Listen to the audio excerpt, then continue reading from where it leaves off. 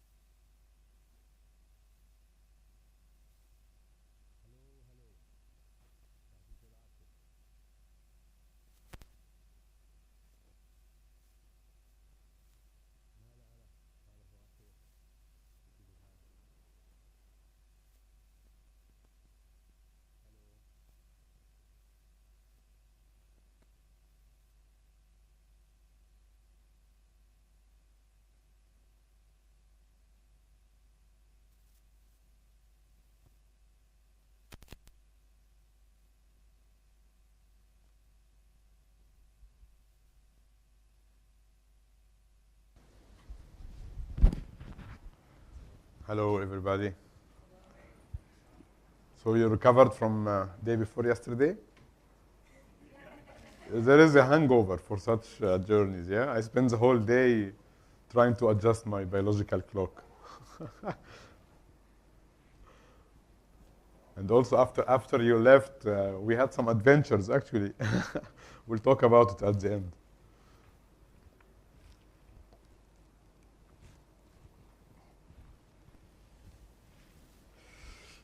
All right, so how was your day at that day? Was it good? Did you see the results? Not yet? طيب, did you organize your files? Did you do any kind of shortlisting? Did you get rid of the unwanted ones? Did you group each one? طيب. What we will do, it's a long session today. It's a very dense session. And as much as we focus, we will get a lot of reward, you know. And I will make it, we'll go through some theoretical also introductions and some information that it is required to be known, which is very important. And then we will go through pre-recorded post-processing examples, and then we will do live post-processing together.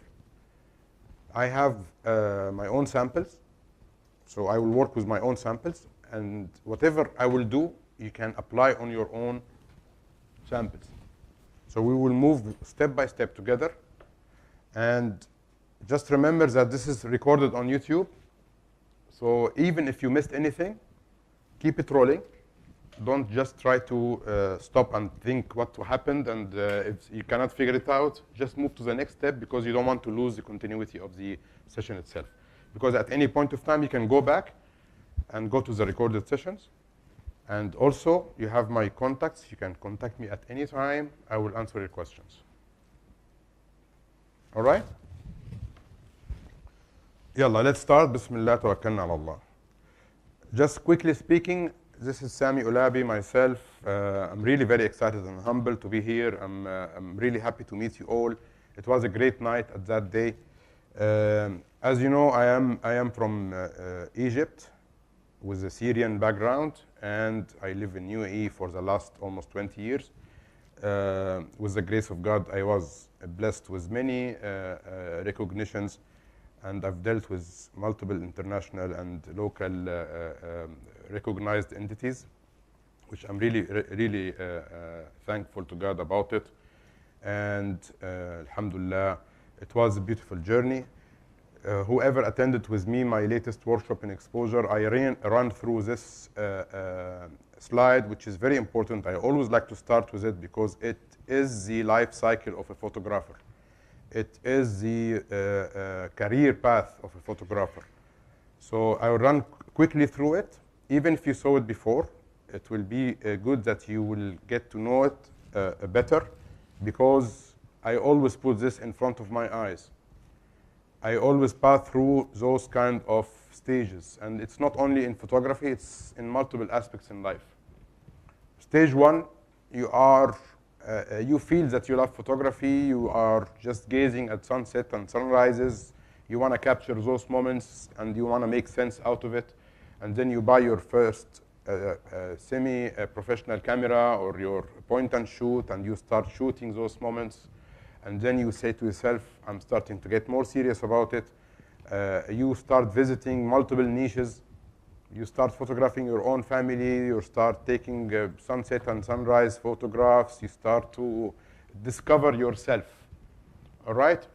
And at that point of time, I was doing lots of projects. I was shooting my kids. I was shooting some abstracts in my house, sharing with my wife some projects, doing drops and macro and portrait photography, everything.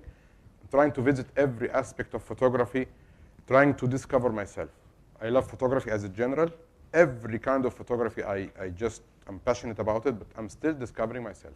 If we compare this to college, it's like the preparatory year. Even in engineering, I'm a construction project management consultant. The first year of engineering, you start visiting every aspect of engineering, mechanical, electrical, everything, until you decide what you want. And this is really very helpful.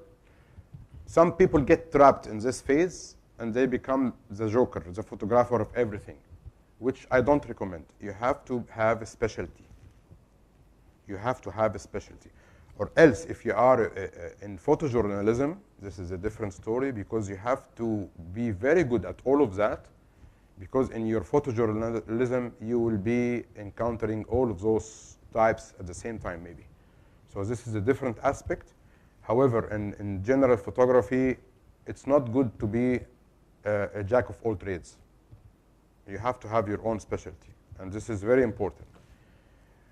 You'll start knowing more about shutter speed, ISO, aperture, white balance, and all of this, and the passion will start to flow. I started at that time also getting hooked up in cityscapes in Dubai, of course, and Abu Dhabi, the perfect city for cityscapes. I started looking around landscapes here and there in the Middle East, in the UAE, in Egypt, and discovering myself until I started to getting a distinctive definition of where I am exactly, and this is my niche. All right? And at that time, you start to feel this heat. You start to feel this kind of rush of dopamine and endorphin, and this kind of passion. When you go out and you shoot, you feel that this is it. This is my passion.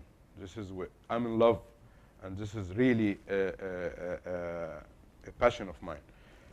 And this is very important, because at this stage you will start to love more what you're doing and start to excel in it. However, the next step, which is stage number 6, it's a killer stage, because you will think that I am the one. You start to producing good photos, you start to post it online, and you will start to get those hits and likes, and you will maybe get driven by the amount of likes, and you will start believing that, yeah, I am the one. So, and this is very dangerous, because this vanity might stop you from improving yourself, especially with social media. As much as social media is important, as dangerous it could be when it gives you false recognition. And you will just see that people like over-processing your photos, so you will do a lot of over-processing, so you can get the hand clap. And this is very dangerous.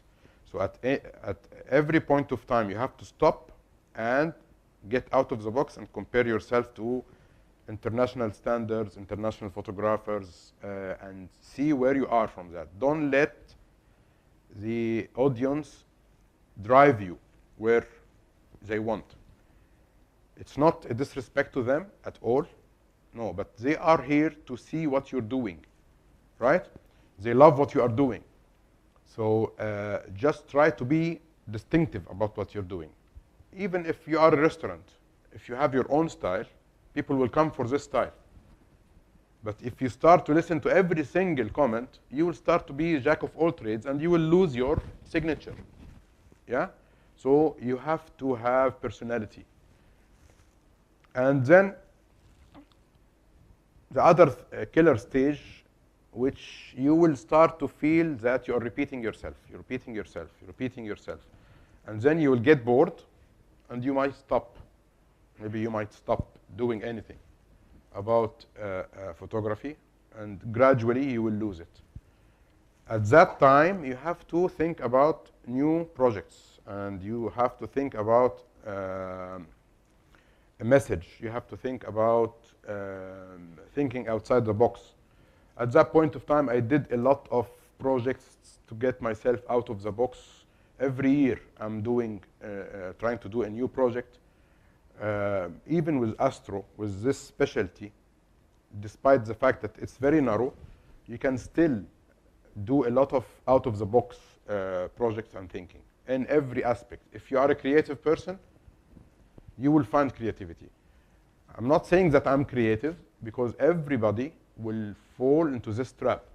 So despite the fact that I've been doing this for the last 10 years and doing multiple projects every year, currently, right now, I was just a few months ago in this kind of trap. I felt I've done a lot of projects. After doing all of this out of the box, I felt I'm falling again into this. So I thought of breaking this ice and stopping a current project that I was working on for multiple years, which is Heavens and Earth, just shelf it for a while and do something new. And it happened to be that videography and the 3 dimensions of photography and the 4th dimension is a real deal. And everybody should be able to master this. So that's the topic of our session. That's a new topic that I started this year in 2023, starting with the session that we had back in February. And the day before yesterday, I'm trying to think outside the box and to gather as much as data as possible and to let people and photographers start to also capture this kind of data and then gather all this together and do one single output. Rather than having one picture as an output, let's have this picture as a frame and do multiple frames and end up having a 10 seconds, 20 seconds, 30 seconds, even a documentary. It doesn't matter, but at least I'm getting steps. I'm moving forward. We will go through a lot of examples. I will show you some good examples.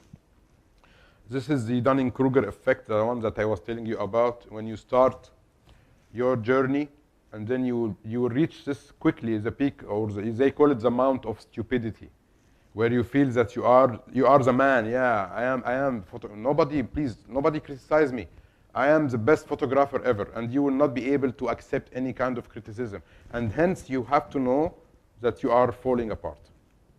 If you don't accept criticism, and you think that you have reached a stage where you are the top photographer, you are falling. And this is very important. And then after that, you will fall into the valley of despair. I just love this curve, and it's very realistic in multiple aspects of life. And especially for people like me who are into those kind of analytical curves, and this is my whole life. So it's very important. Let's quickly go through those kind of quick steps about astrophotography, because at our session in the desert, we did not talk about this a lot, but I will go through it quickly. So we will focus today on the post-processing. So the first step in the astrophotography is tools and techniques. We have to have equipment, and we have to have some requirements in place. Photographic knowledge, plus the photographic knowledge, I need to have astronomy knowledge, and then I need to be aware about the applications and the softwares that will help me do this kind of astrophotography. Equipment, there's a lot of equipment that we can use. Most recommended is to use a full frame camera, because the bigger the sensor, the more light it will accept. And you need a tripod, of course, as we saw. Everybody should have an intervalometer. Even if the camera is having the built-in one, you should have it. You should be able to use it. Now there is a lot of technologies happening, so you can easily have it wired and wireless. And it's very important to have this tool and this equipment in your bag. And maybe you have 2 or 3 pieces. It's not very, very expensive, but just prepare yourself for any kind of surprise. And of course, tripod. Whether you are, whatever photographer you are, you have to have a tripod. And don't go for cheap tripods. Just invest in a good tripod, because this is will maybe affect all your photos. An optional equipment, which is the star tracking device. I don't know if you are familiar with that, but we will talk about it maybe in different sessions. But a star tracking device is imitating the rotation of Earth around the axis, and it will freeze this rotation and negate this rotation, so you can have longer exposure. And if you remember, at that day, we had wide-angle lenses with 25 to 30 seconds, which is actually in relationship with the Earth's rotation around its axis, and that's why we have a limitation in this exposure, or else you will start to see trail in your single shot. We need to avoid this trail in the single shot and then create it later on if I want to do a star trail. And this star tracker device will negate or will diffuse this kind of movement and will let you expose for more. And we call this the 500 rule. So if you remember that day, we said if I have a 50 mm, 500 divided by 50 on a full frame camera, it means that I can open my camera up to 10 seconds without having a trail, right? Second aspect in astrophotography, which is the planning. I have to plan a location. I have to plan light pollution, and I have to plan the weather. I have to plan moon phase, and I have to plan the target. If I give you an example about what we've done that day, I have been watching the weather every single day, and luckily, we were very, very lucky that day because we had this window. And by the way, after you moved, I stayed, and only maybe an hour after you all left, a block of humidity came, and rain was there. Maybe that's why. His name is Rain, so he stayed. So he brought the clouds with him. So we were shooting. We were doing some kind of like a session, shooting videos, doing something really different. I'm excited about this project, and it will be released soon. We were shooting some videos in the night, and this cloud came in, and it was dramatic. So despite all the applications are showing very clear weather, when God says that there will be clouds, no application can forecast. So, but you have to at least to do your due diligence, do your homework, and now technology is very good. And just try to assess the weather as much as possible and keep the factor that it's unpredictable. Things can happen. And I have many stories. We can talk about it if we have time. So light pollution, we picked a location, if you notice, around 60, 70 kilometers away from Dubai. Still, we had some light pollution, but relatively speaking, it's much, much, much less than in the city. So on a Bortle scale, as I told you, there is something called Bortle scale. This light pollution in that location was around 6 out of 10, or 5 out of 10, which is not bad. We still can see very good stars in certain locations. And luckily, the south side of UAE is dark. And this is where all the magic happens. The rise of the Milky Way, the rise of Orion. And we shot that day in this location. So those are, and what was our target? It was, generally speaking, all the sky. There was no specific target, right? And moon phases, it was, as we know, we are in the end of Sha'ban now, كل عام وانتم بخير, and Ramadan is just few days away. Hopefully, inshallah, it will be a beautiful Ramadan. And those are quickly in a snapshot, multiple aspects about the planning, light pollution maps. And anyone who would like to know more about this, you can just browse through my website. You'll find all the details about it. All right? Those are the applications that I use myself into for astrophotography. If you don't get a clear copy, also you will find it in my website. But now we are blessed with many aspects, applications, website. We are very lucky. We are living the dream about technology. Execution, we went there and we took all our precautions and prerequisites and timing and setup, and we did our equipment setup, and we started shooting. There are some requirements and consideration. We talked about it in multiple lectures before. I don't want to spend a lot of time in it, but you have to be mindful about nature. You have to make sure that you have your batteries. If you remember when we talked about focus, this is how we focus at night. I see that you're laughing, so maybe you had some trouble in focusing, right? So we talked about focusing. I don't know where did you go. You disappeared. The two of you disappeared. Actually, a lot of people were looking for you. very dark. We can see anybody. Someone, if anyone talks to me, now I don't know him. That's the beauty of the night.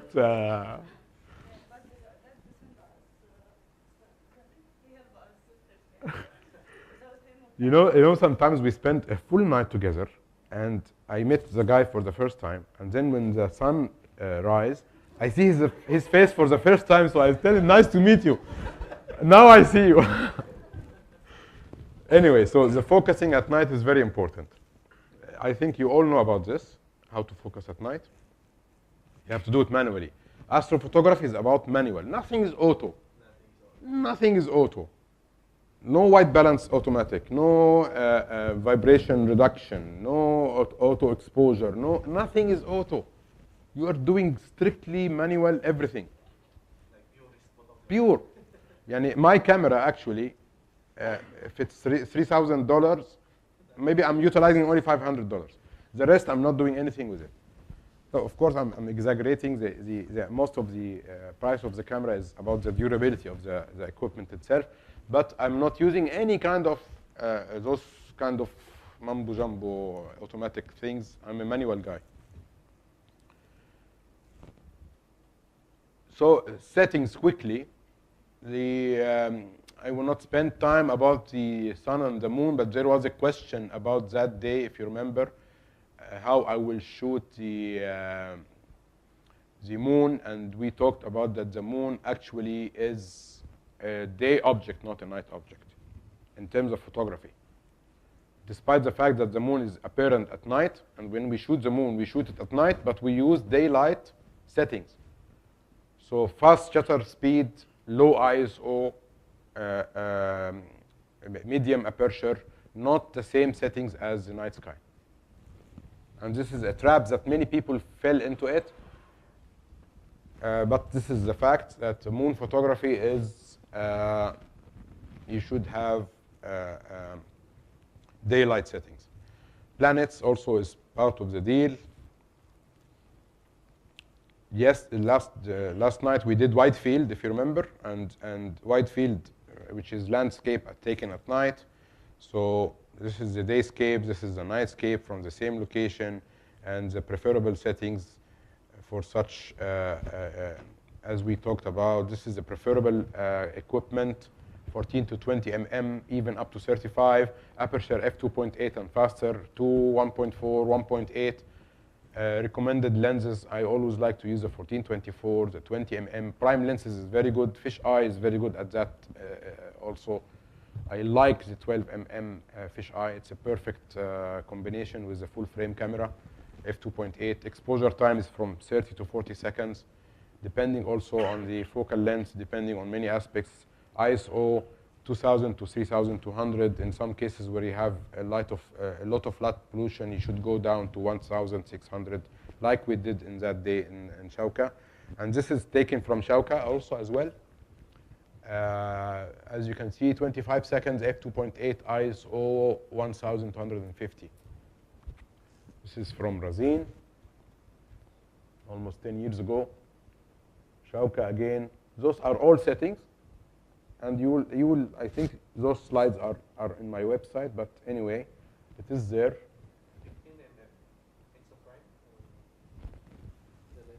Yeah, you know the 815, there is an 815, but this specific photograph is with the 14-24. So I just played a little bit with the focus with the focal length to make it 15. But I have a prime of 12 mm. And 8 to 15, the fish eye. You know the 8 to 15? Yeah. So let us jump into the real deal. Time lapse and start trail. Now, our focus at that night was on those two specific aspects. I want to create, rather than single shot, I want to create interval time shooting, so I can get those kind of outputs, the things that we will do post-processing with today, right? So this is a single shot, 30 seconds, f2.8, ISO 3200. It's a nice photo, right? It looks good, but when I start to take those 200, 300 photos, in order to get something different, it will be much, much better. Yeah. So, for example, this kind of scene, you can see it's totally different. So, this is what I'm talking about. This is what I'm trying to. It's not. I'm not inventing the wheel. Time lapse is there since long time ago, but when you start to move your mentality and your perception that I'm not going to shoot single shots today. Why don't you buy yourself later on another camera and keep it for your single shots? Because when you do time lapse, you will have a lot of time in between, right? So you can do this. You can have yourself another camera, even if it's an older camera, any kind of camera. Keep it with you as for single shots, for behind the scenes, for selfies with the Milky Way, with all those things. And the other one is taking time lapse. And maybe you can get a third camera. And the fourth camera, you know, and the madness will start. But this is not, of course, the real deal. It's not about the number of cameras that you have, okay? But sometimes I was put in a position that I need to take as much footage as possible. I want to absorb this place and this location as much as possible. So I go to in a location, for example, in Egypt, which is like 800 kilometers. So I have to record as much data as possible. So I take with me like 4 or 5 cameras. I borrow from my friends. I get from here and there. And then I start throwing the cameras all over the valley and taking time lapses. And then you will see at night one single mad guy going around those cameras, changing the batteries and doing all of those maintenance for those cameras, putting the SDs. Multiple times I have been very happy with the scene that I'm photographing, and then the camera will stop, the SD is full. It happens, you know, and it's very frustrating. With the same set of equipment, photographs, sorry, the same footage that I show you now, so I have a single shot, I got a time lapse out of it, and then I got also start rate. And this is what we will learn to do today, inshallah, live. You will walk today knowing how to do this by yourself. So when you have those single and small clips here and there, you will be able to have on multiple nights, on multiple months, all over the, you will start to have a footage enough to make like a small movie or small clip that will show the beauty of your passion and will show the beauty of the locations, will transfer these ideas and messages. And this is strictly from UAE, all over the UAE, from all the types of landscapes in the UAE. Maliha, Shawka, Abu Dhabi deserts, and Razin, and Fujairah, everywhere. You can start adding the moon into your topic. Moonrise, it's magical, by the way. It doesn't have that to be that I have to only shoot during the moonless night. The moon, a little bit of moon in the photo is magnificent. Look at that. When and the Milky Way is rising. This is taken the same time, like now, almost a month ago, 10 years back. But in February and March, the weather is really good. Milky Way is very close to the horizon. And yeah, this is the galactic core. That's the one we were waiting for after you will, at 1 o'clock. And Mr. Rain did his, the clouds came and it was really, so time lapse, time lapse, time lapse, time lapse, it's really addictive, you know. We will not talk about deep sky today. There will be another sessions for deep sky. We had a lot of sessions for deep sky. Let's now step into the post-processing, okay?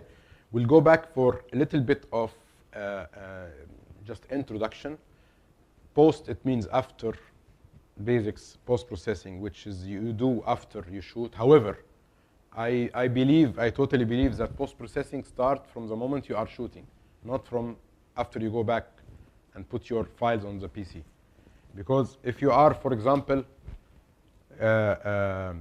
relying on the healing brush and all of that, okay, you have good skills, but it will be much easier to adjust your photo.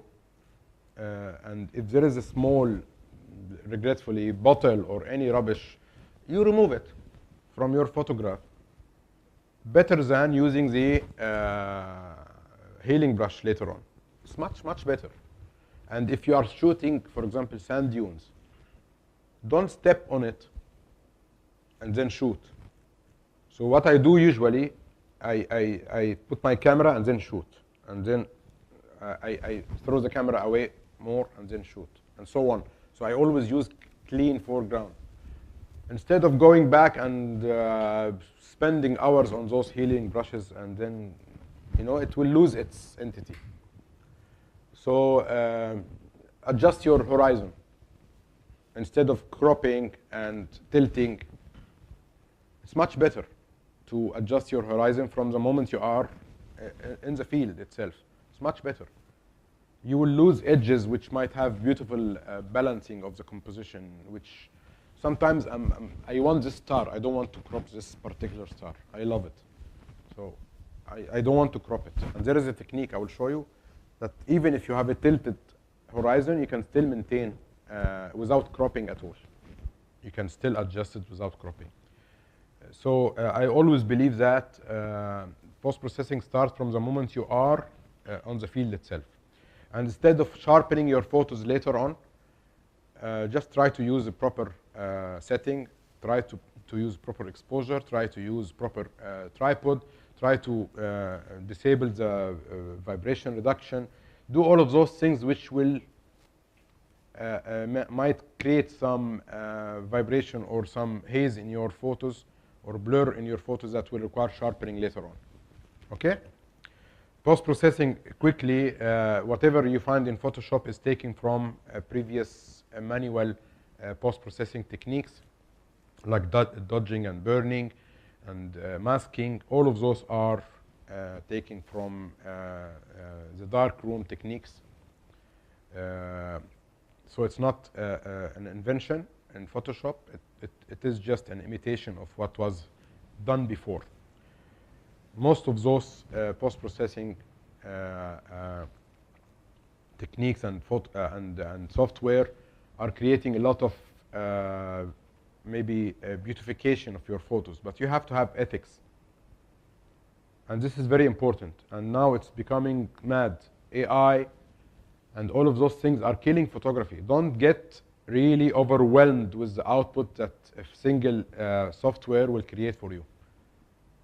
I like to make things as basic as possible, because if you try to imitate those signatures and overdo the post-processing and use the AI and all of that, this is one side of the story, which is, half blind. But the full blindness, or العمى كله, if I say it in Arabic, is to just add Milky Way from here on the foreground, from there, from a different day, and then I don't like this sand dune. It's not good. Let me just expand it and elongate it, and then you start playing with your scene and creating something which is not there. And then, Orion Nebula is too small. Let me stretch it out and make it very big, So you start playing with those things in your photograph, and people will clap and they will like the output, and then you will be addicted to that. And suddenly you are submitting to a photographic competition and you are getting rejected. Why? Because you are manipulating your photographs, right? And you can see HIPAA, National Geographic, a lot of photographic entities, they don't want this. They might have a single category for manipulation or composites. Okay, you do it for that, but don't make it as a lifestyle for yourself. And this is really very challenging. And sometimes I see other people doing that and taking this as a way of life. So you have to have your ethics and just a simple quote, just take it and don't fake it. Take the photograph and don't fake it. Right. And so today we are going to use the software that I told you about the other day. For JPEG editing, raw editing, we are going to use Photoshop. For the time lapse as well, we are going to use Photoshop. People like to use sometimes After Effects, many other software, but I don't know why Photoshop does the job for me, and it will create very nice, smooth frame transition video. For stacking, Sequator and Deep Sky Stacker. And for panorama stitching, we are not using panorama today, but Microsoft ICE is the one.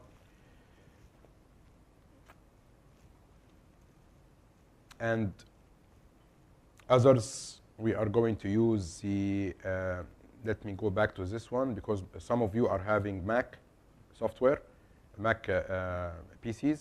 So this Starry Landscape Stacker, for any who is using Mac, this is the one which will do for you the stacking, which is almost the same as Sequator. So even if you don't have it today, you don't have that software today, just watch what we are doing and you will be able to do it on any other software. It's the same process. It's not something different. And Star Stacks we are going to use today as well for the Star Trail. And it is free for Mac and for Windows. And I'm really happy with it. It's the same version there, maybe since 10 years, did not get updated. It's a German guy, I think, who did it. And it's very, very easy to use, high quality. It will export into TIFF. It's like really, really appreciative effort, you know. And I just love this software. And you don't have even to install it. When you download it, it's a zipped file. You just double click and you open it and you can add it, pin it to your taskbar, and that's it. You don't even have to install it. Astro photography processing, there is a workflow. And this is very important. You have to organize your files, your thoughts, your mission, your target. So the first thing we capture, and this is what we did on that night, right? We planned, we went there, we composed, and then we exposed. And we accumulated data. Let's call it data, it's data. We have trapped the light into our SD card. This is photography. Trapping this moment and freezing it. So we have accumulated this data. This is the first step. Second step, I will go back. I will import the moment I go back home. Don't wait. Even if you are very sleepy, just copy it. I never get any kind of peace until I make sure I copied all my files. And I will not delete it from the SD card at once. I will just leave it in case anything happens. Just keep it in the SD card, copy it, and then I will go back to sleep. I will go to sleep. Then wake up fresh. If you are on Astro night, wake up fresh and start making folders and organizing your files. So this is what we call data management. So I have to organize, categorize, shortlist, select, eliminate the bad ones. Eliminate the bad ones. This is very important. Eliminate.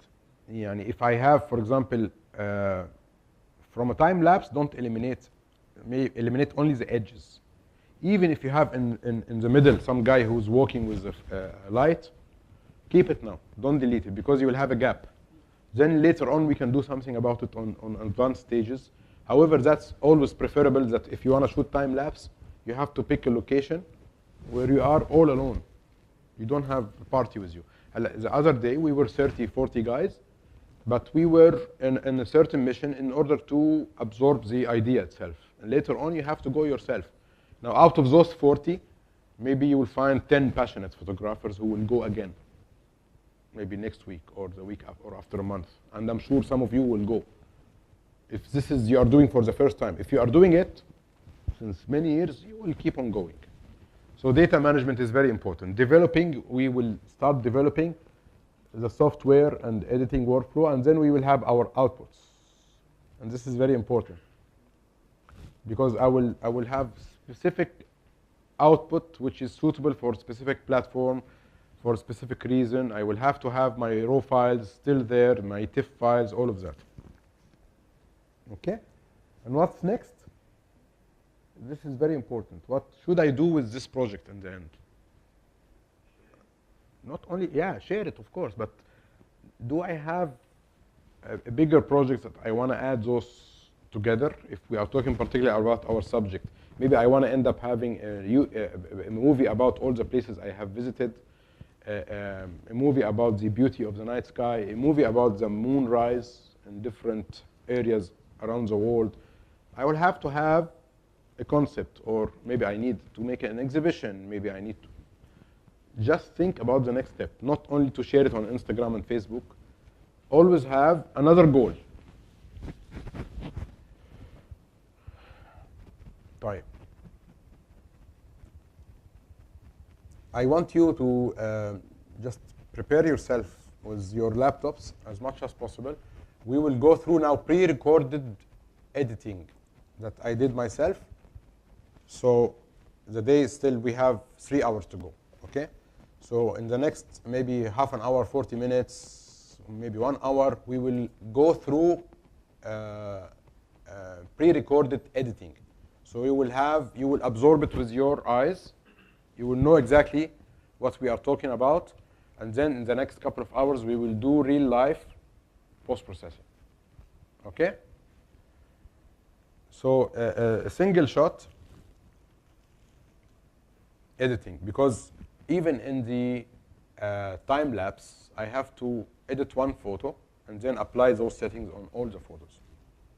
So we will do it together. So let's look how usually I do post-processing. I do it very easy and very simple for the single file. This is just a raw file straight out of a camera. I will add some differential settings on the foreground and the background using the gradient filter. This is very, very, very important. Gradient filter in the camera raw with a selective gradient is very important, because you can have differential post-processing on different localized areas of your photographs. This is very important, because whoever is doing the post-processing, for example, for night photos, he will just look at the Milky Way, and he will play with the contrast, and then he will end up having the foreground destroyed. And it happens. So you will even see it dimmed, or you will see it having halos, or you will see it, you want a different, for example, white balance. So you can apply a blue-white balance on the foreground and a warm white balance on the, on the foreground and cold on the background. You got this idea or not? And as I told you, now this is a fisheye lens. So instead of just applying the autocorrect of the lens, I will do it manually with edit, transform, warp. So in camera raw, use always the localized editing. This is very good. You can do it with brush or with gradient filter. This is a big, wide field of application. We will do this all over again and again. Don't worry about not absorbing it right now. Okay, don't worry. So now I have my simple editing done. Localized differential editing. Foreground different from the background. Sometimes I need to emphasize the Milky Way a little bit. And then I need to adjust the horizon. If it's deformed or it's inclined or anything, I can do it, and I end up having my photo nice and clean, as you see. So this is the upper one is the one unedited, the one below is the edited one. Okay? Same thing here. You can see that just simple editing, nothing more. It's more than enough. The same here. If you can see that it's a bit dimmed, so I just extracted and enhanced the shadows, and I did some editing, simple editing. I will not go through the panoramas now because it's not our topic. Let's talk about stacking. The difference between stacking this post-processing workflow and the one I showed you earlier, it's almost the same. However, I'm mentioning here what kind of software. There is something called Deep Sky Stacker. It's a free software as well. Usually, it's more preferable to work with with this software if you are doing deep sky, not landscape. Or if you are only shooting the sky without any kind of land, it's better to use Deep Sky Stacker. Sequator, which is a project by Google, is very good for landscapes because you can pre-select the landscape and isolate it, and then do stacking on the sky and do stacking on the foreground differentially. So this is very important. Okay, let's now go with the stacking example. This was taken around 7 years ago during, I think, March. No, during the end of the Milky Way season. It's around September, October, the end of the Milky Way season. And you can see there is a moon here, and the Milky Way is just going and dipping into the horizon. Settings was 25 seconds, f2.8, ISO 2000. I used 2000 ISO because the moon was shedding a lot of light, so I don't want to have this overexposed. 14 mm and D810A. The A is the Astro photography version of the D810. So for this particular shot, I took this kind of photographs, this number of photographs, only to stack it and enhance the noise. The same concept we can do with the 200 photos that you have taken for the time lapse. The same concept. We are stacking for multiple reasons, mainly to reduce the noise. And dramatically, you will see the difference between the non-stacked photo and the stacked photo. You will be amazed about the difference between both. So let's go with the flow. As we can see, those are the photos that I have.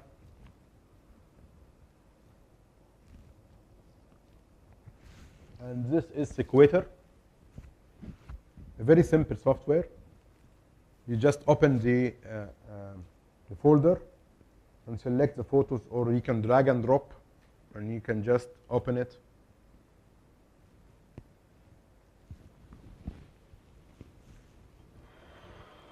Now focus on those next few steps.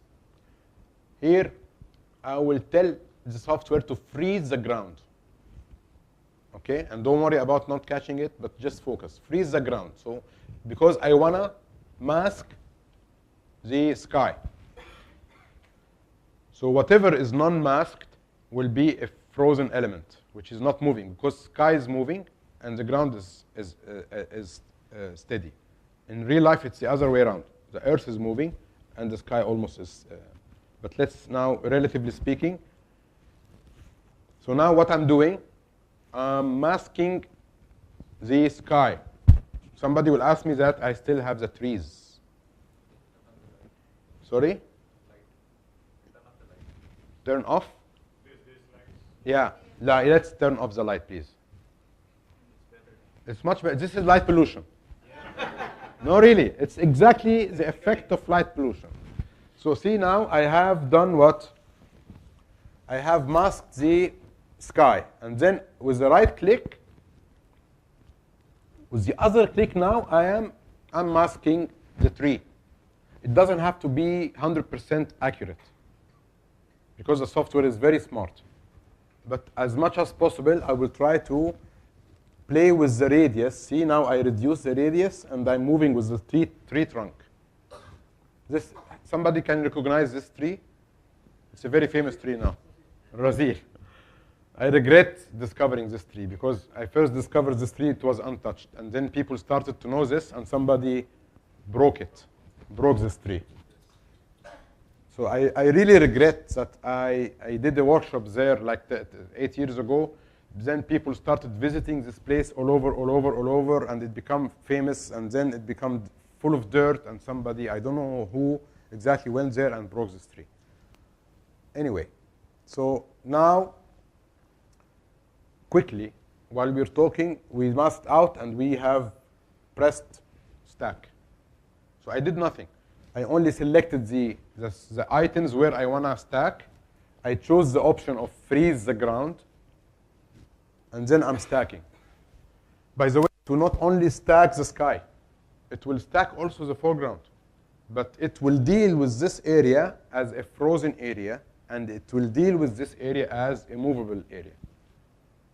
It's a brilliant software, brilliant technology, and this is what NASA is using, actually. For all the astrophotography photographs, they are using the stacking. And there is a story about stacking. I will tell you about it. Why we are using stacking, actually.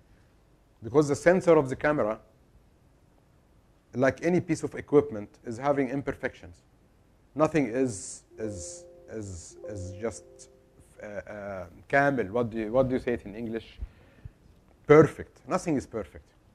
So those sensors, they have heat noise, signal noise, a lot of noise that will reflect on your photographs. Especially with the night photographs, it will apply a lot of pressure on the camera, and it will show all those imperfections. So the stacking will simply stack those photos together and take the good pixel, eliminate the noisy pixel, and end up having a very clean photograph. So now I open this TIFF file with the Photoshop. I will do the same kind of minimal dehaze and contrast. I will raise the shadows, lower the highlights because of the moon. I want to show the moon. I just play with the blacks a little bit. Now, see, the temperature is very important. Even if I don't adjust the temperature properly on the field, I still have the chance to apply it here, especially that I'm using RAW, and then I'm just having this kind of stacked RAW file. And I'm trying as much as possible to imitate the real life situation with some beautification, with a little bit of exaggeration because we are on a long exposure journey. I'm doing localized editing, as you can see, for the moon, because the moon is getting overexposed. So I want to get back to as much as possible to the original state of the moon. And by the way, this is a very thin stage of the moon. It's not a full moon, or else it will never look like that. Now I'm doing a localized editing on the foreground. So as I told you, foreground is always hot. I want to add some exposure to it so I can raise the shadows. Now I open my file.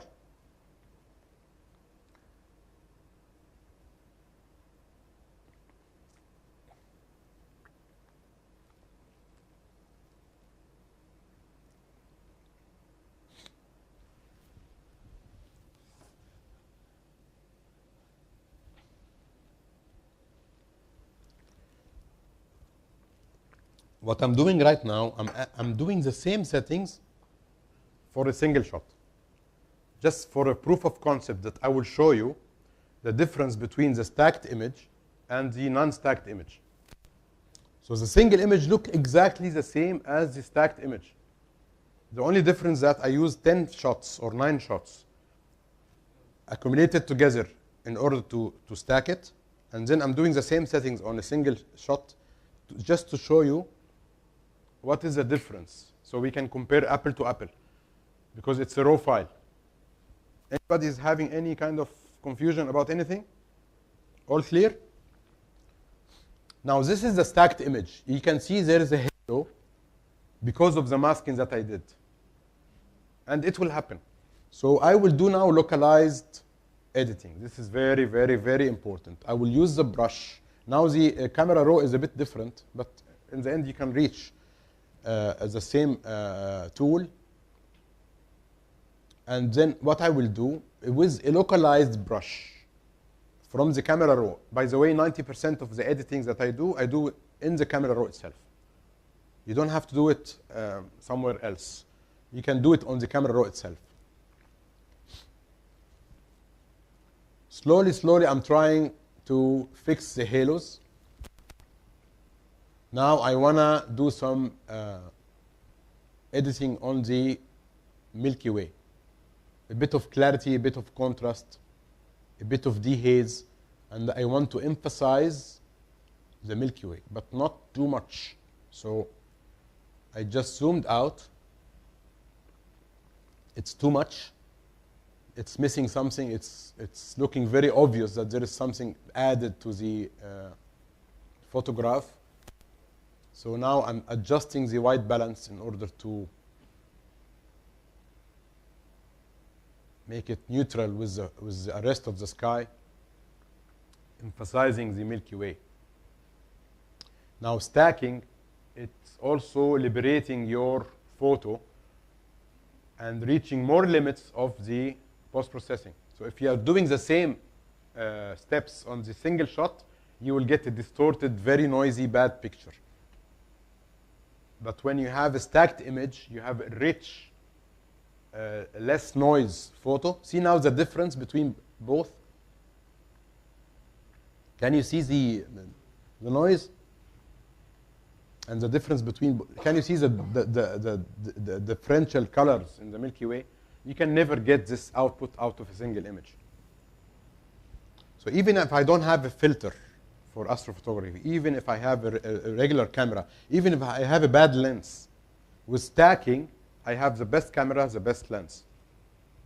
And I have a technique that might make me better than the photographer who's having very rich equipment, but he don't have this technique. So it doesn't mean that the knowledge, in my opinion, is the best tool that you should have. With the proper knowledge in post-processing, you can be elite. However, you have to be careful, as I told you, not to fall into the trap of over-editing. So now this, again, is the difference between the stacked and the non-stacked. This is another example. Here, this is the final, this is one image for the foreground, one image for the sky. For the sky, I used 4 images so I can get it stacked. And then I added both together. I don't want to go through this because we still have long session. We have lots of examples. So it is there also. You can just browse through it. In the end, the stacked sky on the foreground, it's a panorama of 2 photos, technically speaking, 5 photos, with mix of stacking and stitching. We will not go through the deep sky. Let us now move with the live post-processing.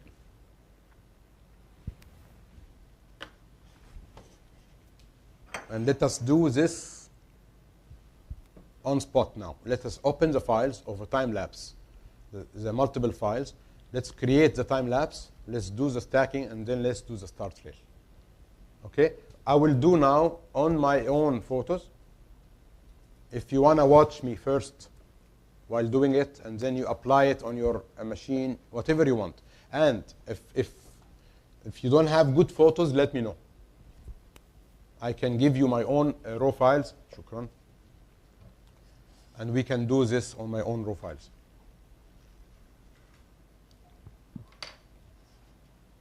Do you want to take a break? Huh? No need?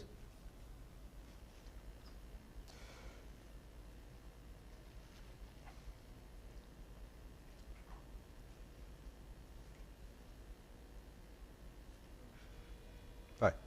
Now this is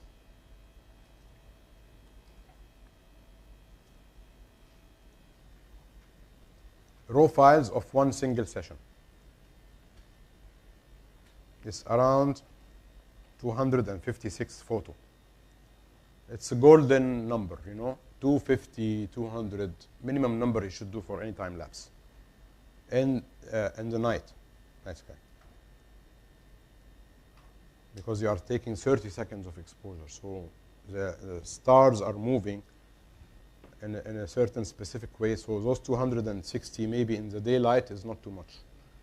So this formula is better with the night sky. However, don't get less than 200 photos, 180, 150.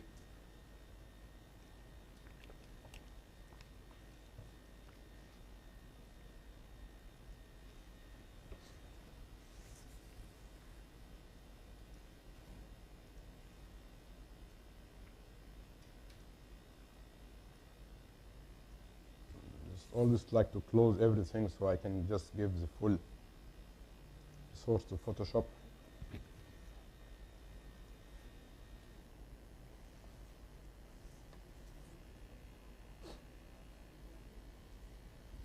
If you have the latest Photoshop, it's getting developed. So usually what I will do,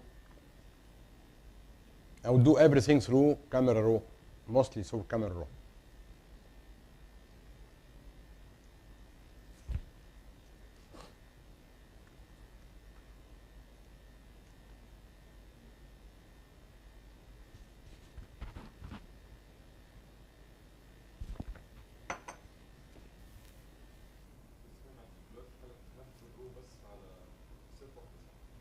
What I did, as I told you, data management, right? So I put those files into a specific folder, okay? And make sure that I don't have any gaps. I eliminated the edges because usually the first couple of photos and the last couple of photos in the time lapse are not okay. So does this answer your question? And then I open it. If you notice, I did drag and drop. Select all, drag and drop all of it in the Photoshop. Did you select all of it? All of it, the raw files. I like always to hit on the pedal, you know, to the edge. I don't care. Let's get the best out of this Photoshop, the best out of this machine, the best out of this camera. Put your ISO to 10,000. Don't worry. Just try to test the limits. And then you can go back and see where are your allowable limits, you know. But for me, it's the best workflow. Everybody is having a different workflow. You don't have to stick to mine, but this is how I do it. So what I do, this is a non-edited shot. As we can see now, I'm just inspecting the photo with some exposure, trying to know what should I do with it. For me, it looks fine, even without any kind of editing, because the place allocation is really good. However, I feel that the sky needs some editing. It's a bit flat, too blue, you know. But I will do just small kind of editing to it, not too much. Now, when I do the shadows like that, you will feel that the trunk of the tree and the tree itself is getting more into shape, right? Then the graduated filter, as I told you. This is very, very important.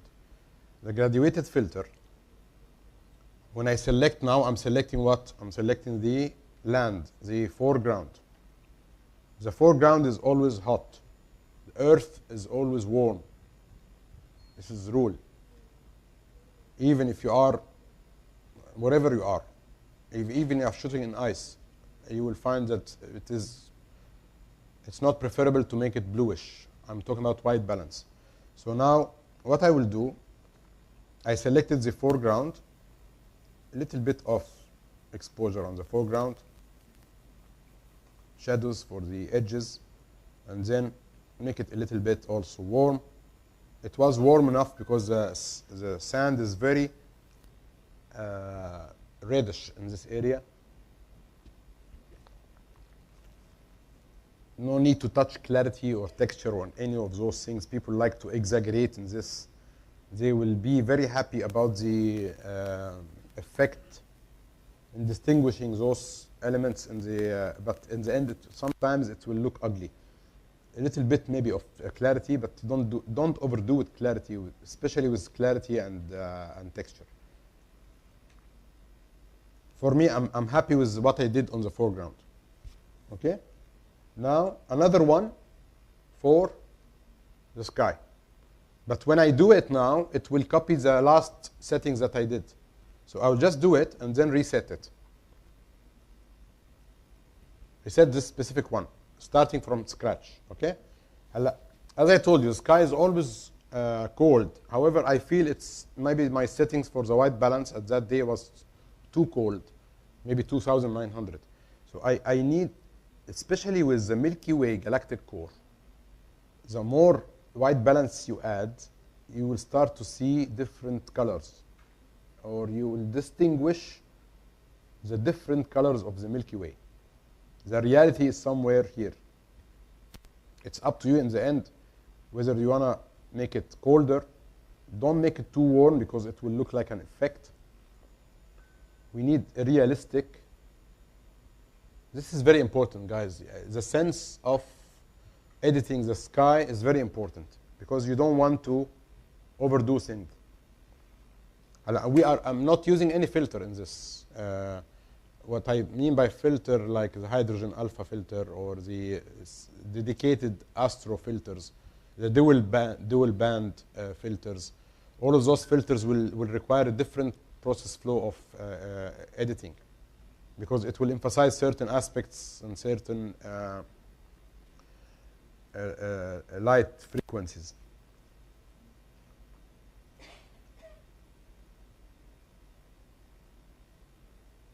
And for me, I feel this is okay.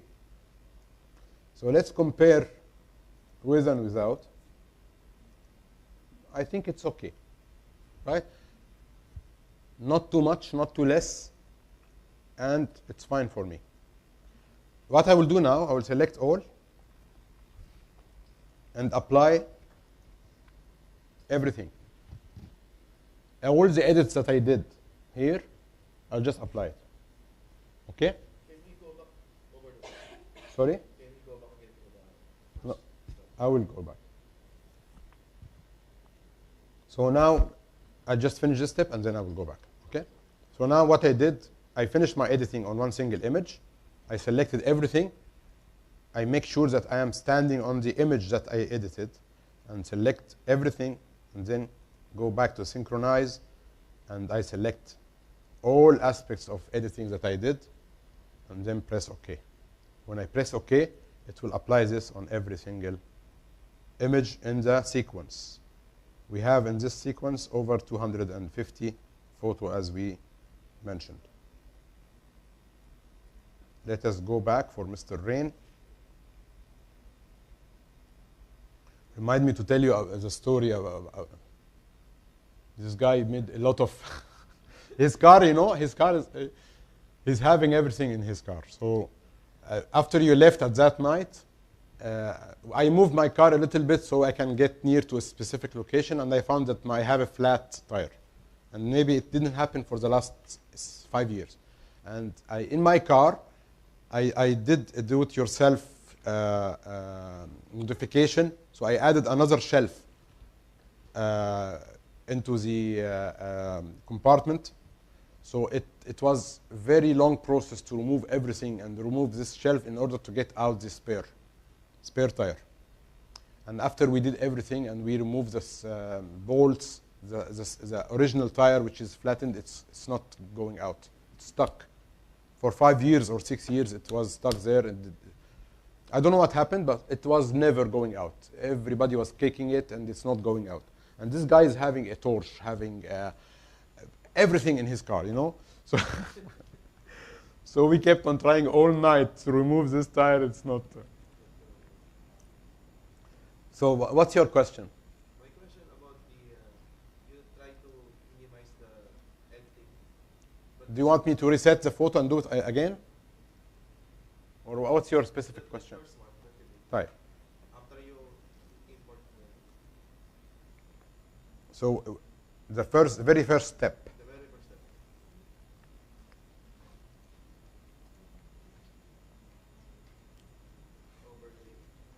Right.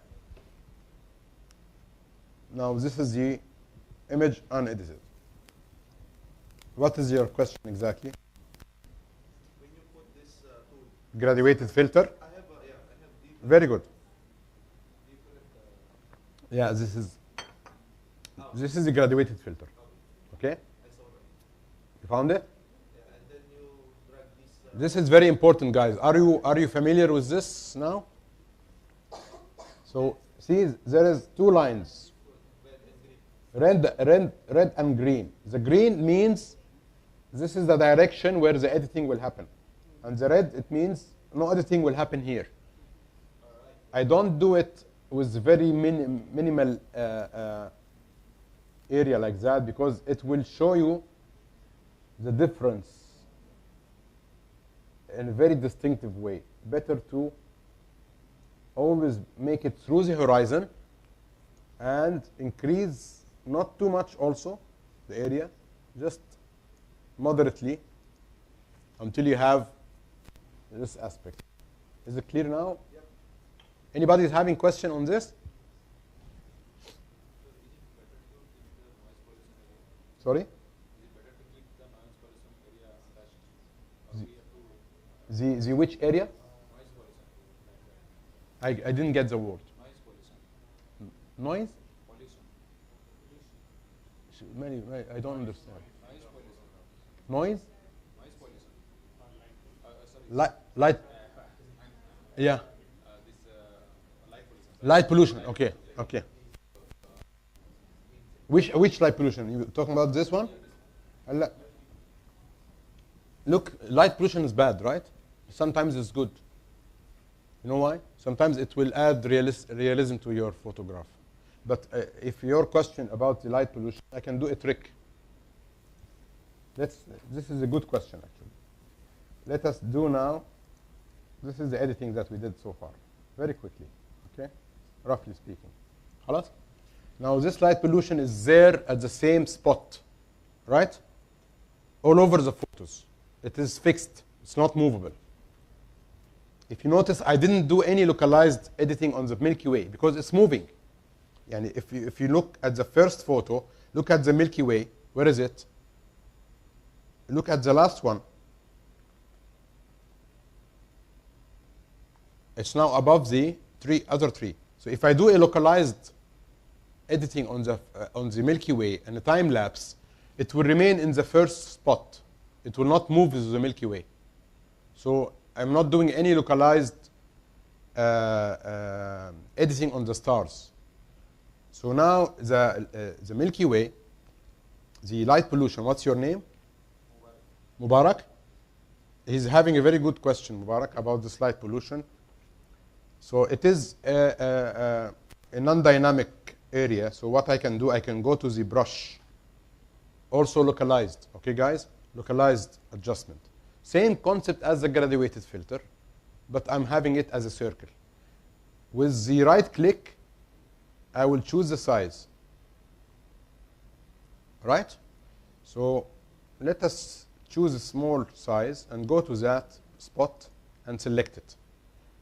After we select, we just reset everything so it will go back to basics. Right? Now I don't want to make any color adjustment, let us just reduce the highlights. Where is it? This is the shadows, highlights. See? Now this is decreasing the light pollution a little bit. If you notice the light, the type of the light there, I think it's an LED light. So it's having some greenish cast, right? So what I can do, I can, by eliminating this yellowish cast, it will blend better with the surrounding. So let us look at before and after. It will not show now because we are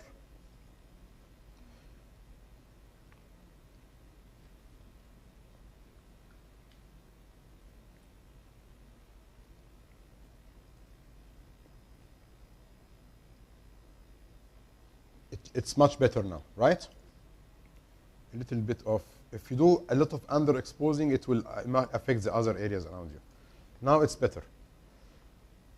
So you did some localized. You want to eliminate it fully. It's not easy, but it's doable. But on a time lapse, it is a bit hectic because you don't want to damage the following frames. Okay? But in a single shot, you can do it very, very easy. You can select the mask in a better way, and you can, but keep it. If it's manageable like that, you can keep it. Sometimes it's very harsh. This is not harsh.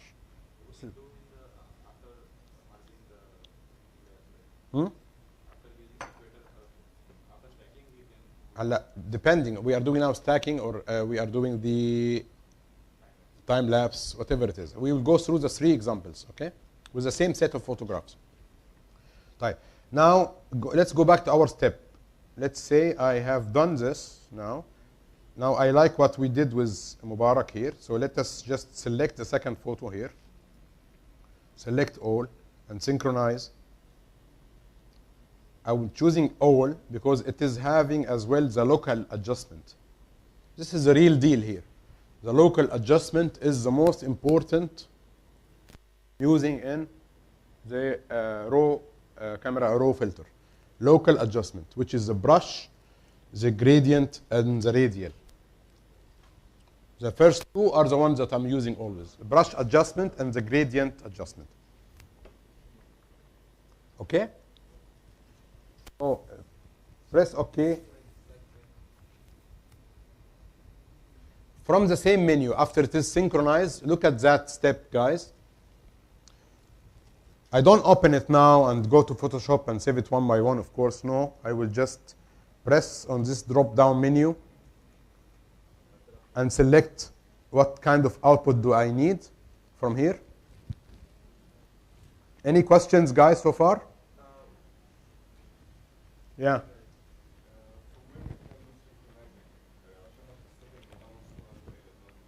Okay. So this is the edited photo, right? I finished editing on it. I will keep on standing on with the mouse on it, and then Control A. I will select everything. See here, when you just hover over the thumbnail, hover over it. Don't click. It will show you those 3 items. شايفهم؟ اللي تحت دي synchronize. واضحة؟ Clear?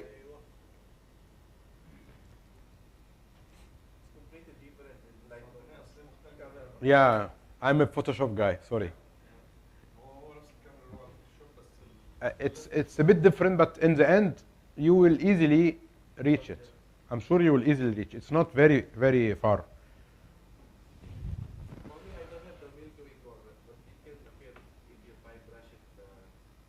Yeah, at that day, because we were shooting the winter part of the Milky Way, which is Orion. If later at night, it will show you the other core. But days are coming now. This is good chance for you guys, so you can go yourself and start shooting the Milky Way. Maybe we can do a session, another session in the desert after 2 months. It will be a little bit hot, humid, but still it is worth it. And especially in those areas, humidity is not too much. It's much less than type. So now we have this, and we will just select the upper icon for save options. Where do I want to keep it? In the same location or in a new location? I will select the folder. If I want to add any numbering or any name, prefix or suffix to the name, do I need to export it as a JPEG or a TIFF? It depends on what is your output, but let's pick the JPEG. I always like to, as I told you, to push on the pedal, so I'm using the maximum output possible. I want the biggest file size possible. Okay? Are we good to go? Then save. If I press save, it will keep on rolling and creating a timer and saving one of 200, 2 of 200, 3 of 200, and so on until you finish. Depending on the processor of your machine, how much time it will take until it is done. What will happen next? You will find the folder that you have chose with the saved JPEG files. Here it is. So I have now those kind of files. Mind here that the dawn was starting by the end of this session, so I have the blue hour starting in this particular session. Yes, Mr. Fad.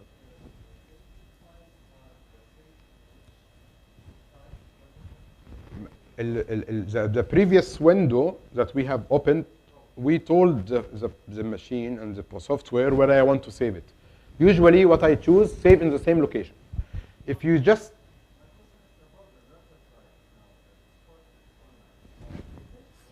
JPEG. I chose it as a JPEG, but you might choose it as TIFF. You want to make it as something else. But for this particular reason, I want it as JPEG. It's much easier and faster for editing because I'm editing a video. 260 frames or 280 frames with a 32 megapixel camera. So it's not a small file size. Around 40 megabytes each. I think it's 40 megabytes. The raw file is 40, the JPEG is around 16. But putting all of this together is going to take a lot of processing time. Your computer will explode. Yeah, it is really hectic. If you are working with many large number of files and you have many, it's really hectic. طيب, look at now the magic will happen. It's very easy. أيوة. And now, أيوة.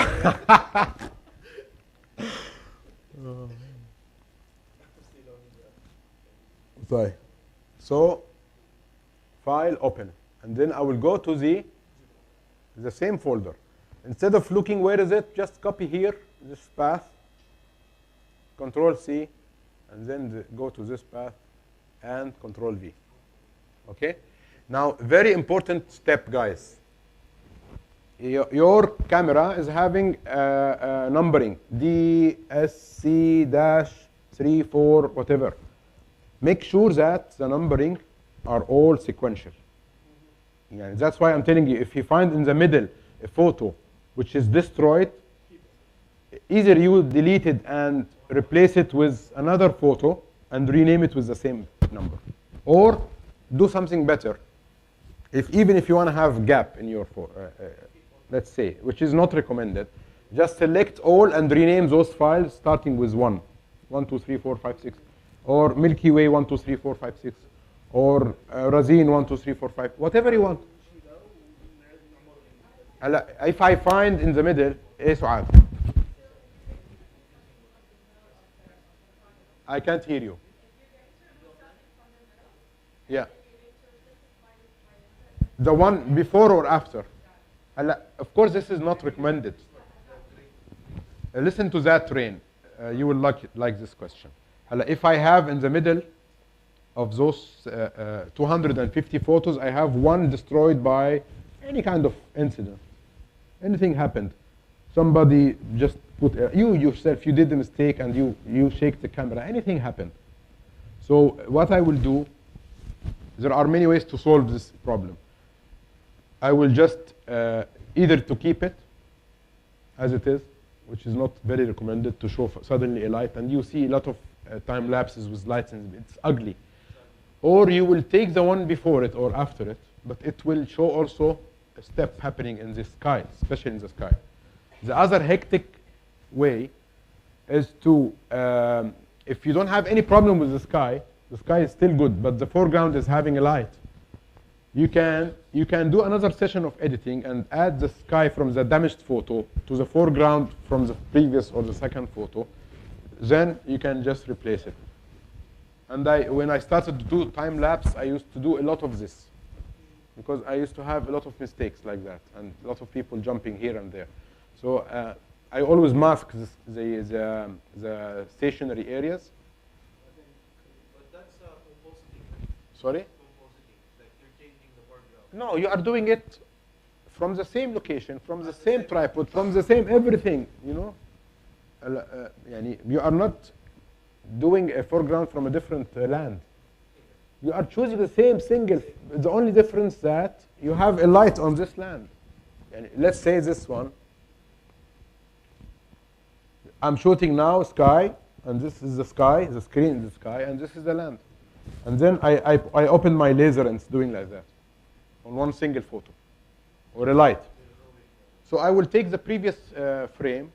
I will take from it this part. There is nothing wrong with this. Yeah? Yes, it's a composite. You name it whatever you want, but it's still ethical. I'm not cheating, right? I'm just doing. I'm recovering a problem happened. Anything can happen. Anyway, I have now a sequential. This is very important because if you choose to do this and there is a problem with your sequence, it will not be good.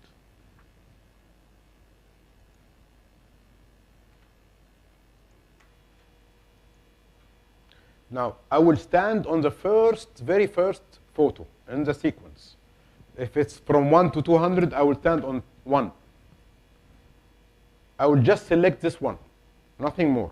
And there is a small tick here called image sequence. Okay? I will select this one and then open. Now it will tell me how many frame rates do you want. I will always keep it at 30. 30. 30. 30 is very good. Look, this formula with Photoshop is perfect. And many people come later on and ask me, how did you do the time lapse? Photographers, fellow good photographers. And when I tell them that I did it on Photoshop with 30 seconds, they try it and they find it sometimes better than certain formulas on After Effects or whatever. I'm just sticking with that one, and it's sallallahu alaihi wasallam. It's perfect. I don't need anything else. Okay? 30 frames per second and press OK. You will end up with one photo, nothing more. Type. So what should I do? In the window, if you open timeline, you will find that this is not a photo, it's actually a sequence. It is a sequence. And here I will press File, Export, and Render Video. Now rendering will take some time. Now here is a very good important setting you have to choose to define the quality of your video. It will record in MP4. Okay, you will select the folder. Automatically, most probably it will choose the same folder. And then you will have your 4K, 2K, and everything that you want. 4K will not go with the 30 frames per second, so I will go 2K. Okay? This is very important. The highest quality possible. And let's select the desktop. It might take a lot of time.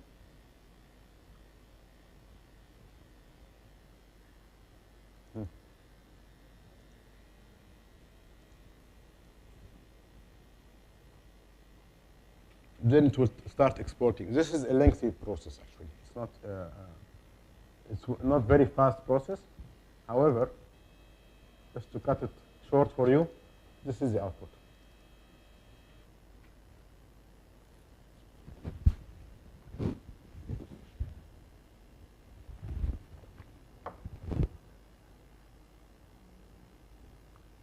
Let's play it again because there was a hiccup in the beginning because it's still loading. Did you notice there is a guy moving there? Yeah? I just keep him. No problem. Either you will go to those single photos and you will just healing brush those items. طبعا, you do whatever you want.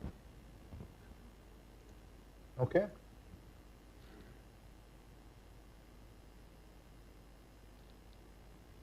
Piece of cake, right? ايوه يا فؤاد.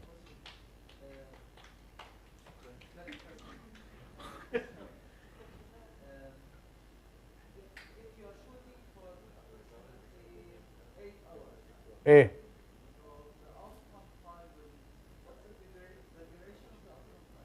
احسبها. Very good question. هلا if I shot in this particular day, let's look at the files. انت بتحكي 8 hours. طيب انا ابتديت on that single day. I started at 2:51 a.m. It was 1st of May 2019. Okay guys? بس اسمعوا السؤال ده كويس. هلا I started at 1st of May at 2:51 a.m. Then I shot how many files? 256 files. I ended up at 4:54. يعني كم ساعة؟ يعني from 2:51 up to 4:54. 2 hours. This is the magical formula. 2 hours. And luckily, it is the safe side of the full battery, the new batteries. Okay, so this is a good formula.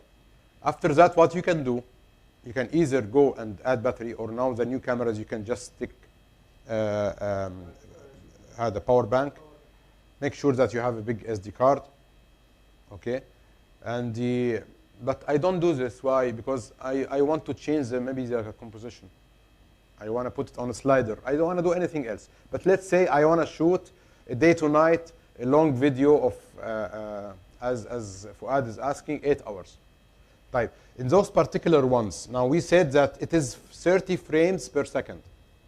Sheikh? I took 2 hours. So if I added, and between the two, we talked about this in the workshop, by the way, but let's, exactly, let's say it again. It's exact. How much is the video that I've done here? How many seconds? كان 8 ثواني. 8 seconds. So the 256 photos divided by 32, which is the exposure and the interval, بتساوي 8. اوكي؟ طيب لو انا عندي بقى قلت لي انت 8 ساعات. So 8 hours. So in 2 hours I have 250 photos. In 8 hours, احسبها بشكل ثاني. 8 hours how many minutes? 8 times 60. 480 480 minutes. صح؟ طيب اضرب في 60 كمان. بيصير 28,800 seconds. دول 8 ساعات. اقسمها على 32. 900 900. بص بس الصورة. تمام؟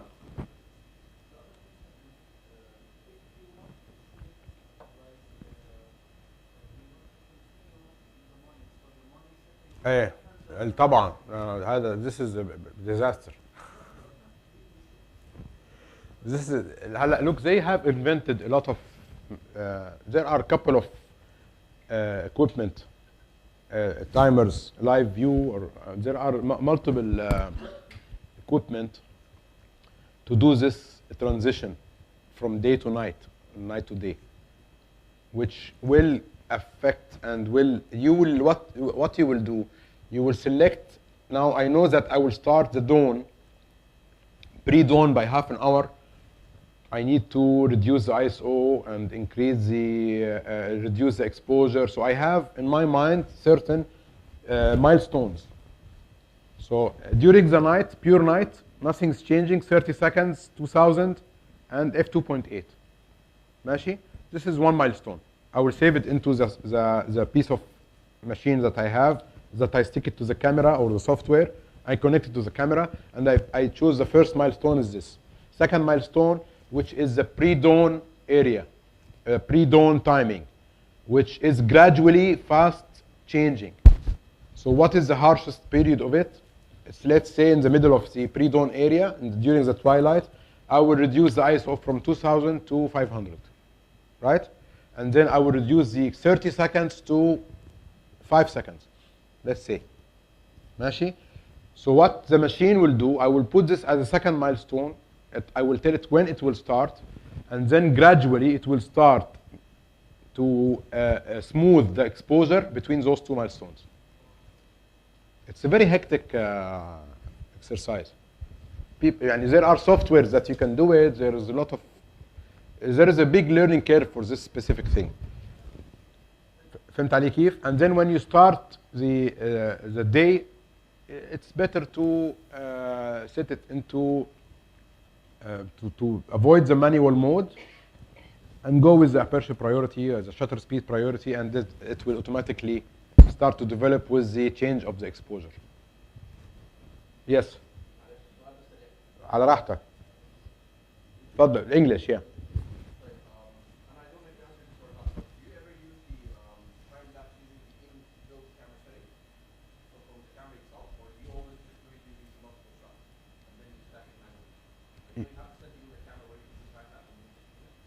لا, I did it before, but I don't like the camera to control me. I don't want one video file coming out of the camera. It's good if you are doing something which is quick, or you are shooting in one constant weather condition, or whatever you're doing. Yani. It depends on the situation. But I always like to control things. So, for example, I want to do selective editing on every single shot. You will not be able to do it if you let your camera do the video for yourself. So you should have this flexibility. It's a longer time, but you own it. You know. Sometimes I need quick. I'm shooting, for example, a match or shooting a sunset. I will apply some settings of editing settings in the camera itself, and then I will let the camera do it. If this has answered your question, if you are talking about the time interval shooting inside the camera, you can use it, of course, and then it will have single shots, raw files, and you can just export it. I tried it yesterday, by the way. I tried to do it just my camera, but only realized one thing. On the setting of slow and quick, maybe I don't know which camera is using, but the lowest shutter speed we can get is 1 over 50. Cannot get lower per second. هذا فين؟ Setting the camera. طب time lapse؟ Time lapse. لا, I think you can break this. What camera is this? No, you can break it. Of course not. There is a way to. No, but there is a way, I think, because I have a lot of fellow friends who is having Sony. There is a way to override this, I think. I don't know how, but there is a way. Always the camera, look, the camera always will guide you to a certain path to avoid falling into their imperfections. Maybe a certain type of camera will overheat. So he will limit you, so you will not put pressure on the sensor and the processor, so it will not overheat and crash. Okay? But in the end, there is always a workaround. And sometimes they do it preferably, maybe on manual mode, you can do it. So you have to just search it for a while, and then you can... Is it clear, guys, this so far?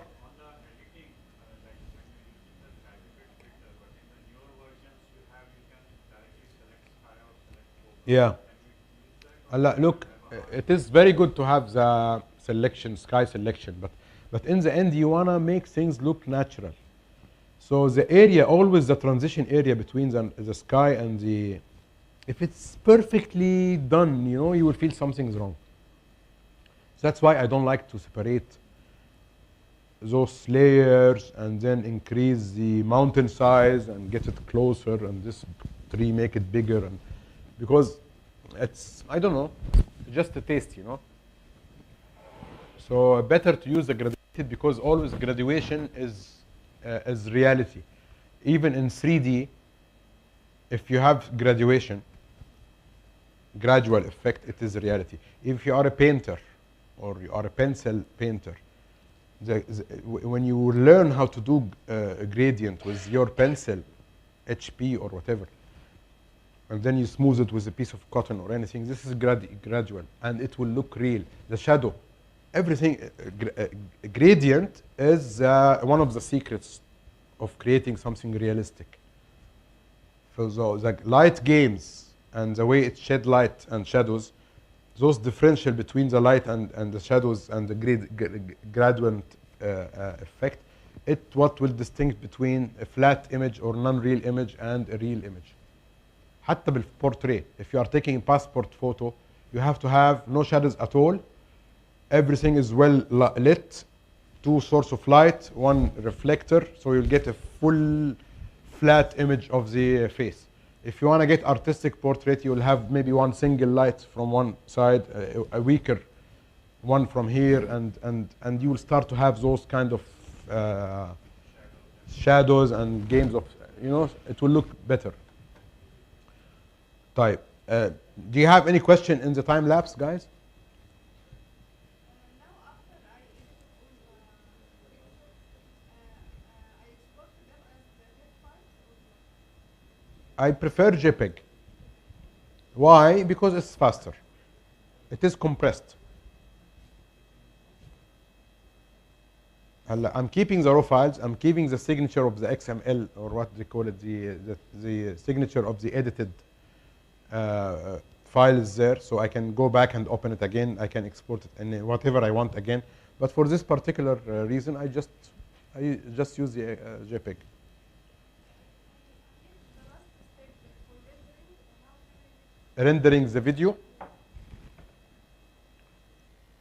Now, that was, if you remember, we file open, and we chose the first file and image sequence. If I have a gap, it will not open. It will tell you there is a gap.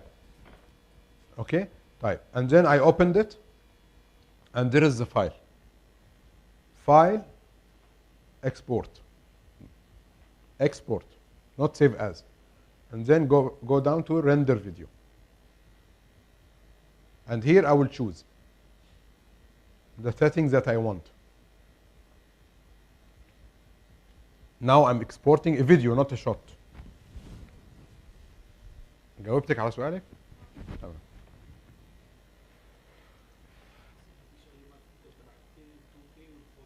ايه؟ لا ال 4K احيانا ما بيقبل ال 30 فريم بير سكند. certain حسب الكودينج تبع ايه بيقبل شو 50 يعني لازم تلعب بالارقام لغايه ما يظبط لك بالضبط الفريم بير سكند اللي بيمشي مع ال 4K. فهمت علي كيف؟ انا قديش؟ ايه 50 فريم بير سكند. هلا the good thing about 50, if you have 8 hours you can go for 50, but if you have 2 hours 50 will become very short, but it's very smooth as well. So you can play with the time, the slow motion, and then you speed it up. Depends on what you want to do. We are talking basics, and then you have your learning curve. Time lapse is a major field. But now we are just stepping from a single shot photographers to motion, creating content. And we are not talking about only time lapse, we are talking about the other aspects of طيب, shall we move to the next part, or you want to take a break? Break? لا انت صلاة الظهر ممكن كمان نص ساعة. طيب can we postpone the break a little bit so we can يعني نعم ايه طيب can you allow us to wait for 25 minutes more, and then we can take our breaks, whoever want to pray al-Zuhr, and then we can, okay, so we will continue, guys. Which one you want to start first, the start rail or the stacking? We'll do both. أنا واحد بدكم. طيب, I prefer start rail. Why? Because we will do two outputs of start rail. We will do one single image with start rail, and then we will do something called cumulative start rail, which will end up having a sequence like the one that you saw now, which is great fun. Okay? Let us open this simple, nice software, Star Stacks. It is a good software. it's having some drawbacks. I think it's not accepting raw files, JPEG only. هلا I want to avoid selecting the photos having the differential light. So I will choose just the dark photos without having the blue hour twilight photos. So I chose 257. خليهم أقل شوي. I chose 192. 192 photos. Okay?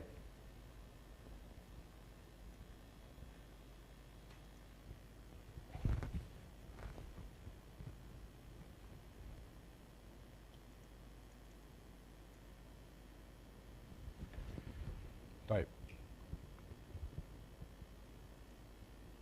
هلا in this there are a very simple menu here. You have the gap filling. There are some options inside for the blending mode. You are now blending different times into one single photograph. You are blending different photographs into one single photograph. Okay? So there are a lot of options here: darken, add, subtract, gap filling. Let's just stick to one simple output, which is the gap filling. Okay? Gap filling. There is something called comet mode, which I will show you what it will do. But let's stick now to the just the regular ones. In the second menu, there is nothing significant. It's just telling you what is the compression, the background that the photo is lying on. I choose it dark so I can just, for the night skies, it's much better. This general is nonsense. There is nothing here. So I have these options, and there are 4 buttons here. And then we will start the processing. Now it will gradually show you what's happening. It will now adding every single image to the other and overlaying it. And you can start seeing now the star trail is building up. And by the way, this software is not only doing trailing, it's also adding, doing stacking to the foreground, to the still shots. So you will find also the foreground is much better quality than the, and we will open it together and compare now. It's like an optical illusion. Now this is, in reality, this is how Earth is moving. So you are trapping the time into one single shot. For me, I look at it from a different perspective, that I am traveling through space and time. Yeah? So I'm just freezing the time. I'm freezing 2 hours in one single shot, in one single moment. So I traveled through time. And let me twist your mind more. What we are actually seeing now in this Milky Way is like 250,000 years, light years from Earth. So it means that even this object it traveled 250,000 years until it reached our eyes. So maybe it looked totally different now. So what we are seeing is just an image of the past.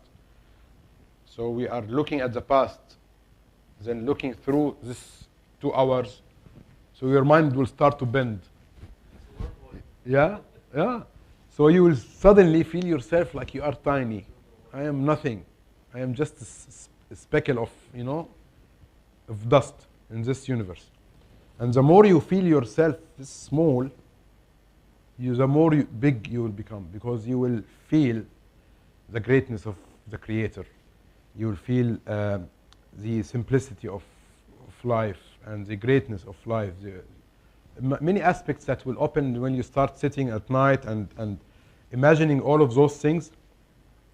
You will start to feel, emotional and enthusiastic, and your brain is just is getting this rush of chemicals, So you are practically getting high legally, without taking any kind of substance, And you are just meditating with the night sky. Maybe you can enjoy this kind of dreams and this kind of aspects. I always like to do this, and sometimes I don't like to shoot. I just leave my camera, my time lapse. The good thing about time lapse that you can leave your cameras, and then you have nothing to do. So you sit, maybe have some fire and some karak and coffee. You start grinding the coffee and and you're thinking about things like that, and suddenly you see somebody posting online that the earth is flat. And you are seeing it with your own eyes. Now, this is a proof. This is a proof, actually, that the earth is round. You understand me? So, guys, come on. Earth is flat.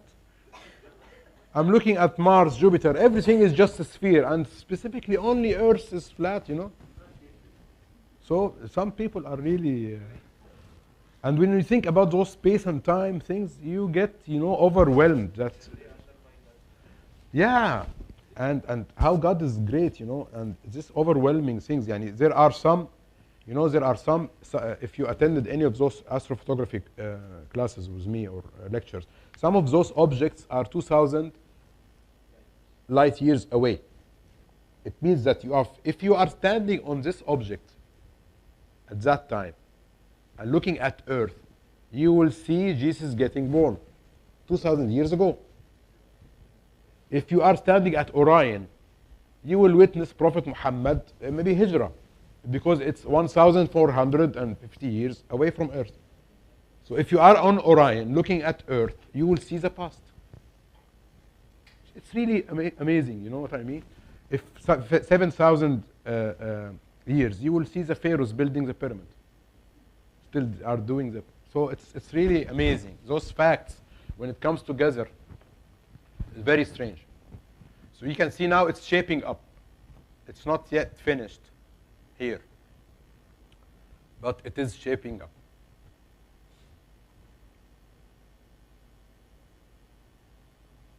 The good thing here, I will export this as a TIFF file. No problem, because it's one single file. But if it's a TIFF file, that's an asset. I want to do some editing on it. So if I'm doing editing on TIFF file, much better than doing JPEG. So answering your question, am I going to do any editing from the output using other software, for example? If yes, no, use it as TIFF file.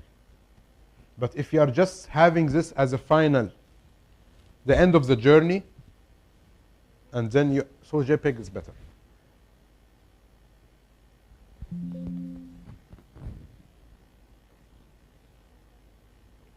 So that's file, save as, see here, JPEG TIFF. Let's put it on the desktop. Image saved. While we do some editing here, I will do this process all over again, but I will do something different. Start processing. No, sorry. There is an option here I will show you before we start the processing.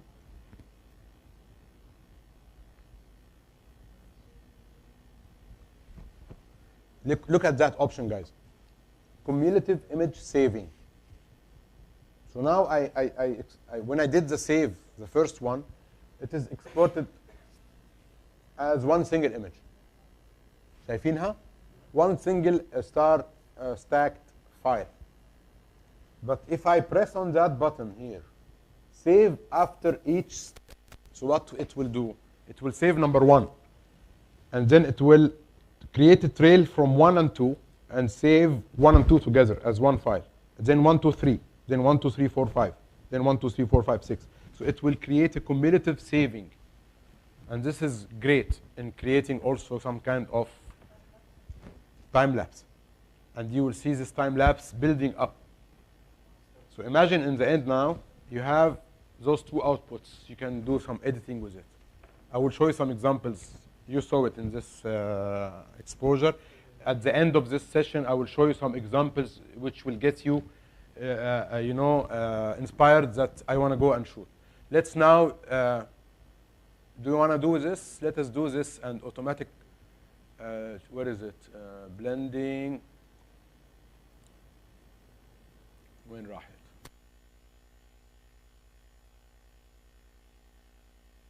saving. save after each step. Okay?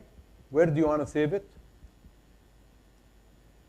It's choosing the same old one, so I will just trail الماشي trail labs. Okay? Select the folder and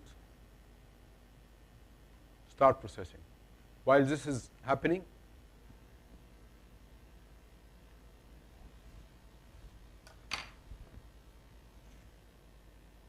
okay, this is the folder that I chose. It's already starting to create it. See? It's happening right now while we're speaking. So we leave it like that, and we will now open this file with Photoshop, the first edited file. احيانا بتنح هيك ما بيرضى انه نعمل له دراج اند دروب، فمش مشكله. اها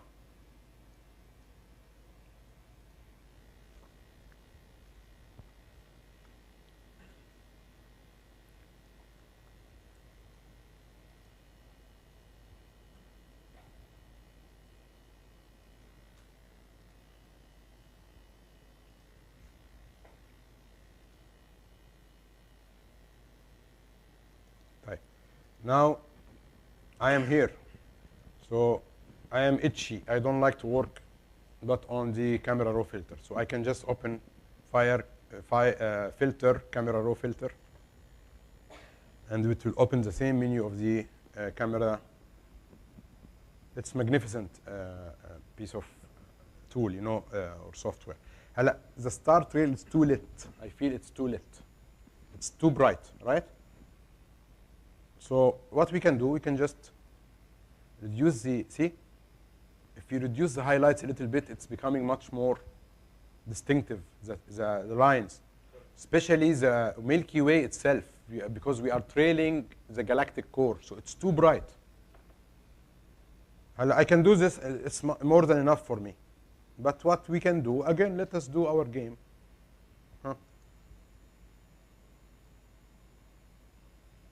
Okay, and a little bit of warmness. And for that, so I'm repeating everything that we have talked about. There are beautiful colors here in this. See the even the different stars are having different colors. Somebody will tell me now it's not real. It's just in front of you. We've done it all from raw.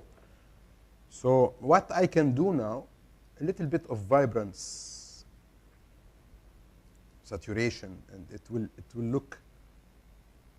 You see those kind of star trail photographs with a lot of colors. This is the first key to do it. Don't also exaggerate it. Just let us keep it to the minimum.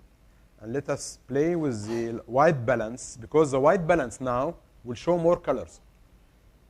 When it's all blue, it's all blue. But if I go and make it warmer, I will start, guys, to see here green. And subhanallah, yani this is all in the sky. Even the stars are having different colors. Remember, Suad, we saw a twinkling star. And there is another one which is Betelgeuse. It's yellow. Much more, you know, the stars are having colors depending on the temperature. And the yellow is the least temperature.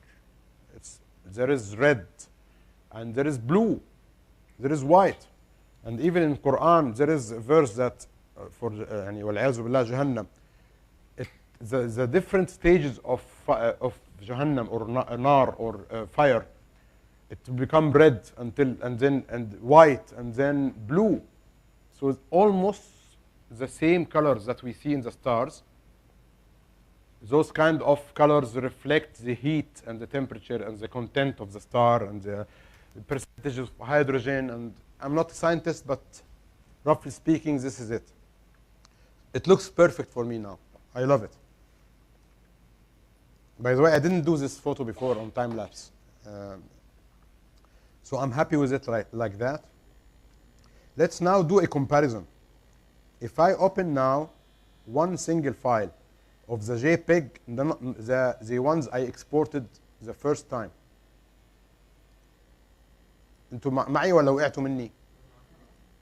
Are you with me? Yeah. Right. Let's now drag and drop this one above this.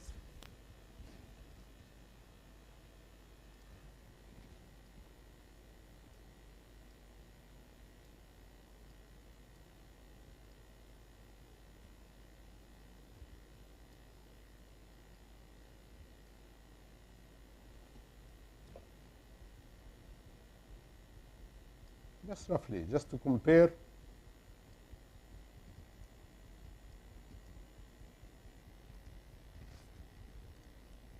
See the difference in the stacked foreground. Let's look at the tree. Tree is a very good object to compare with.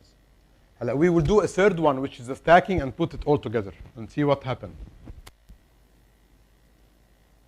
See the tree? Can you feel the difference? Let's align it. You can do the alignment automatically, but I like always to do it just quickly.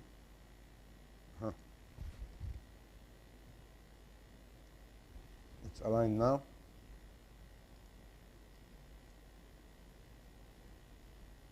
So even the star stacks is creating also stacking. Now, see the amount of noise, color noise, heat noise. There are three types of noises. Color noise, when you find this RGB spots on your point, blue point, red point, green point, this is color noise. And there is the heat noise, which is the small speckles or those distortion. And the third one is electrical noise. You cannot see it clearly, but there is something called electrical noise, which show bands and also some kind of distortion on the image itself. This is all called equipment imperfections. Those equipment are having limitations. That's why there is $1,000 camera and $10,000 camera. There are even the highest one is having also limitations. So in astrophotography and stacking, you can do it in daylight as well, by the way. Yani, even if you are shooting cityscape in the morning and you feel that your light conditions are putting some, maybe resulting in some noise, take 9 shots and stack it. You will end up having this difference in output. This stacking was done using the star stacks. We will do it also using the sequator, because star stacks is stacking and making the star trail. Sequator is doing something else. Still, you will find some noise due to star stacks. That's why I don't use it as a star stacking. So what I will do here, I will stack this one in sequator, and then I will open the file here and I will do some masking, and then I will hide the foreground, take the foreground from here. Or I will just manually try to, I will go to any noise reduction software, I will do it manually. Now let us save this combination together here.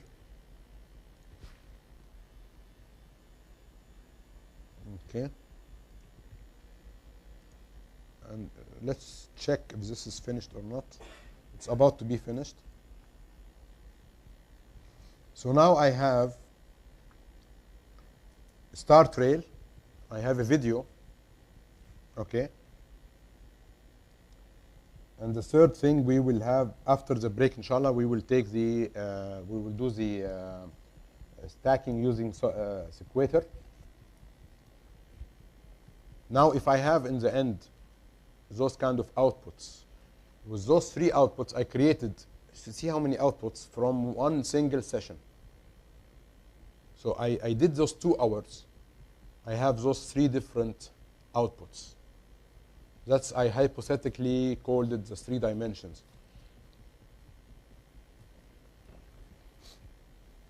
So we can, if you want, leave it at that point. Yeah.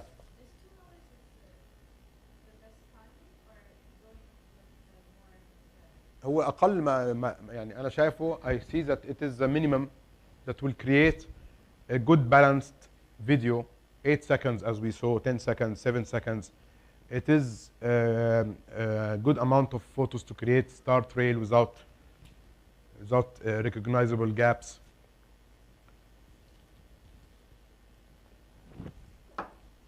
It's almost about to finish. There is a small option here I want to show you. It's called Comet. It's really nice. It's having very beautiful effect on the time lapse itself. It will like blur the end of the path, and it will look like a comet.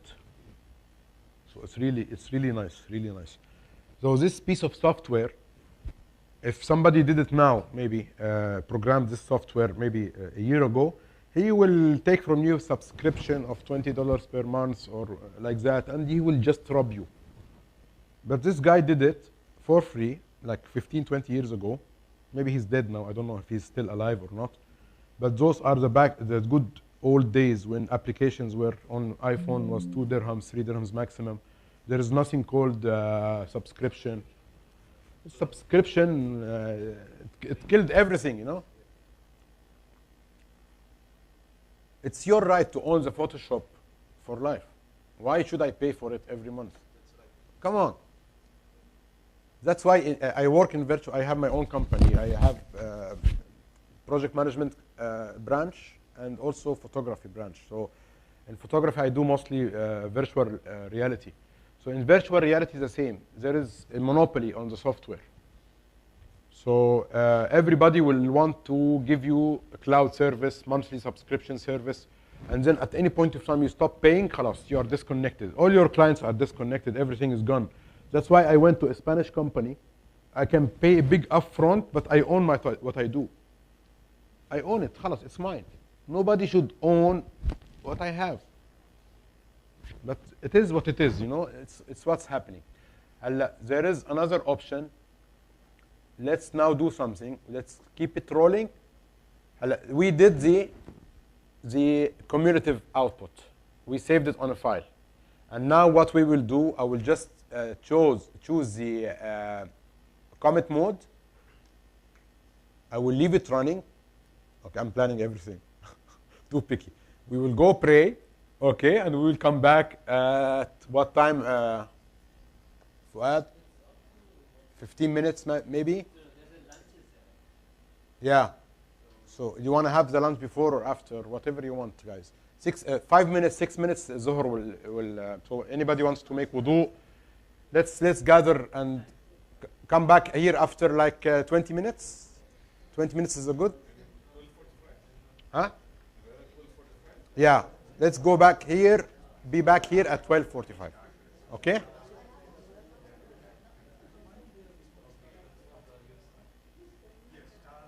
Fair enough.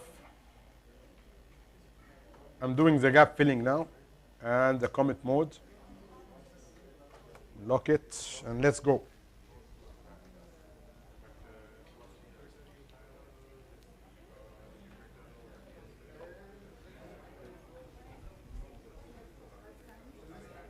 عليه كيفك؟ هي احلى صوره هي كثير حلوه لانه كثير الكومبوزيشن ظريف يعني.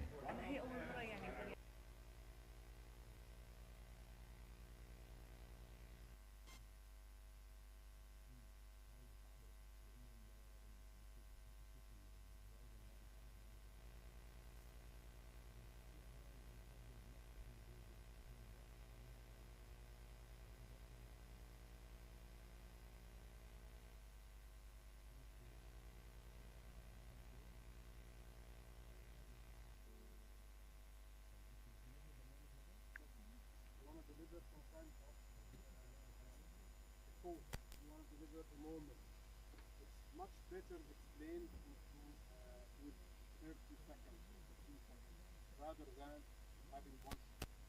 Still, the element of one shot, still this is very important. Feel, some of you will feel that it's very familiar, some of you will feel confused, but in the end, inshallah, we will have hopefully some good output which will enable us to do some good the same outputs where we can have in the end our 10 seconds or 15 seconds. This is my aim. In Astro, if I'm shooting night landscape, and just shooting with regular, let's take it a rule kit. Don't make too much track. Wide angle 14 or 24 mm. We're talking about 20 to 30 seconds. So it's not rocket science. We need to I don't want you to get confused with settings and ask me every while and then, because it's very simple. 20 to 30 seconds. Alright? So this will be our unit for today, whether you are using 14 or 24. ISO will start with 1600 up to 2000 and 3000.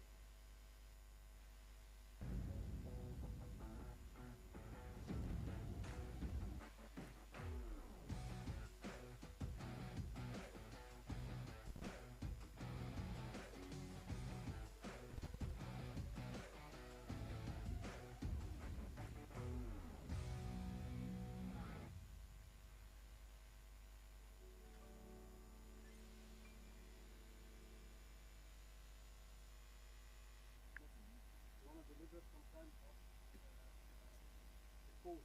You want to deliver a moment.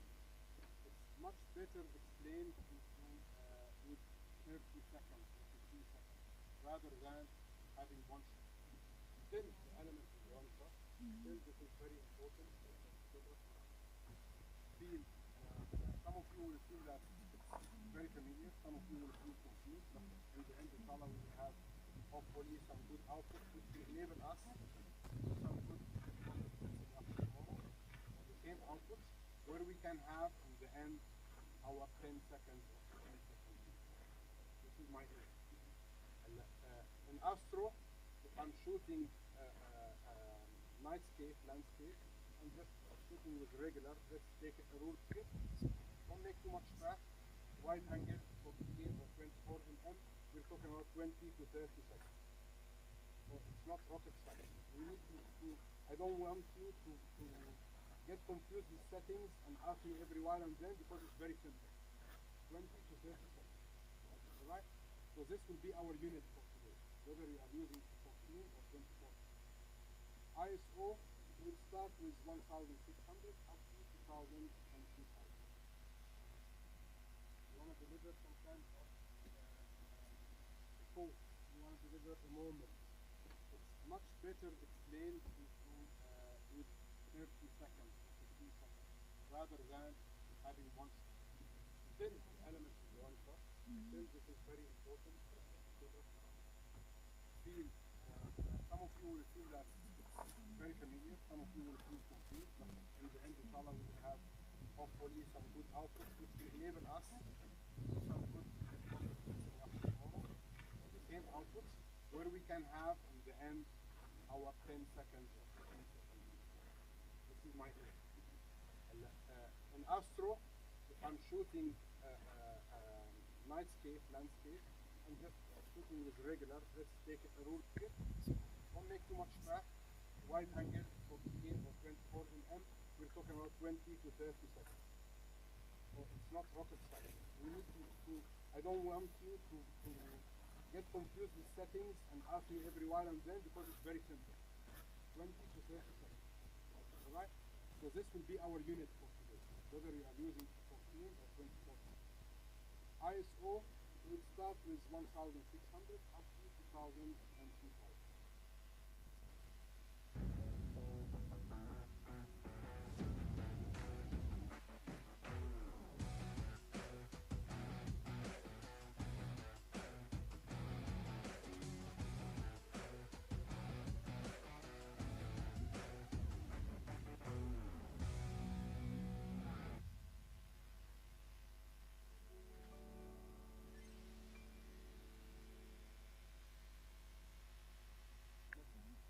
Deliver some kind of a quote.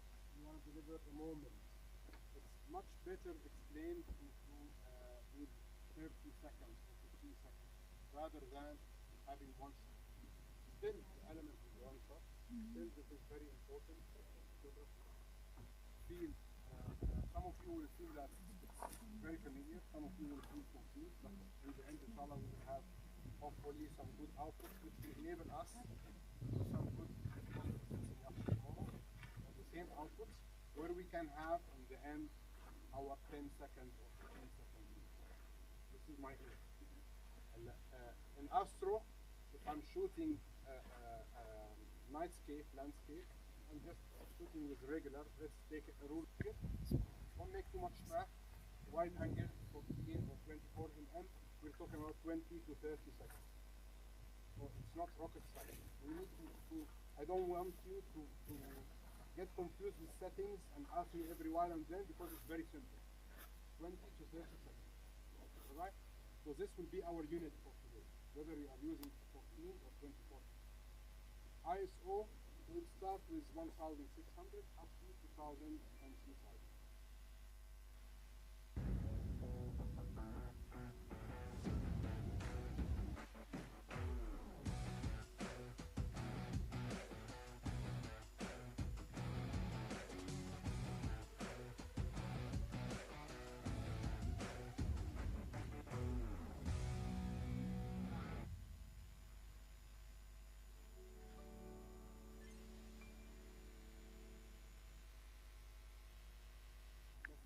You want to deliver some kind of a quote.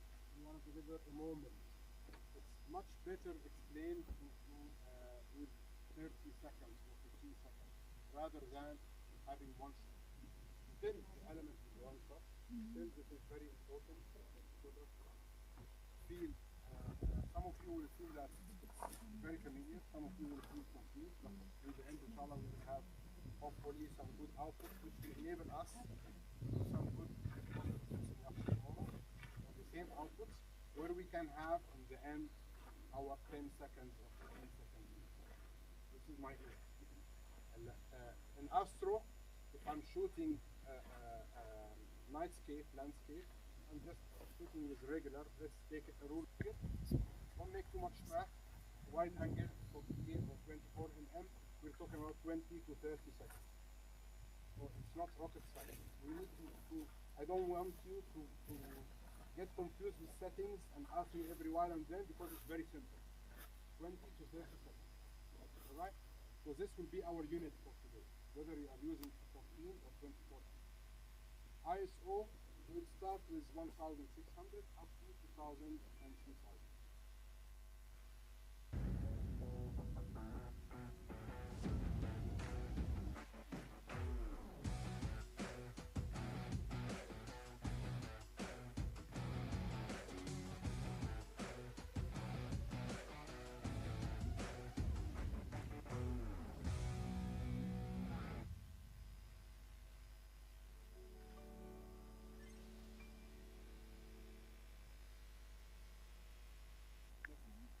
Deliver some kind of a quote.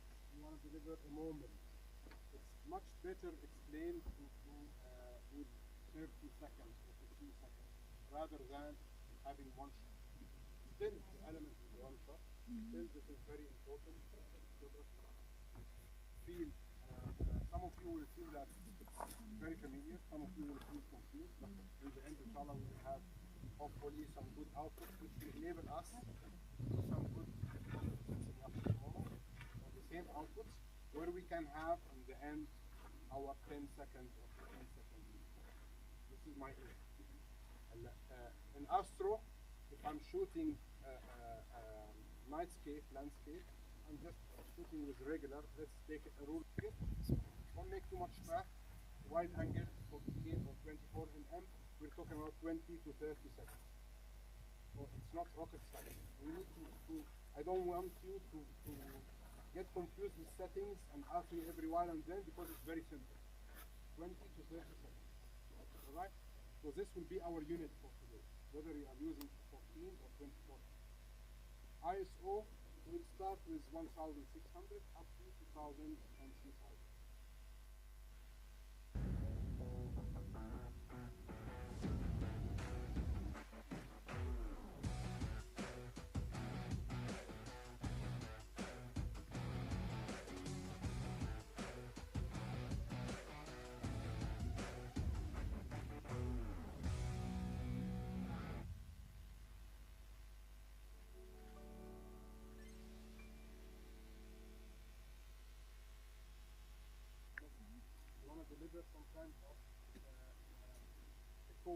want to deliver a moment. It's much better explained with 30 seconds or 15 seconds rather than having one shot. Still, the element is one shot. Still, this is very important. Feel, some of you will feel that it's very familiar. Some of you will feel confused, but in the end, inshallah, we will have hopefully some good output which will enable us to do some good tomorrow on the same output where we can have in the end our 10 seconds or 15 seconds. This is my aim. In Astro, if I'm shooting nightscape, landscape, I'm just shooting with regular, let's take a rule here. Don't make too much track. Wide angle, 14 or 24 mm, we're talking about 20 to 30 seconds. So it's not rocket science. We need to I don't want you to get confused with settings and ask me every while and then because it's very simple. 20 to 30 seconds. Alright? So this will be our unit for today, whether you are using 14 or 24. ISO will start with 1600 up to 2000 and 3000.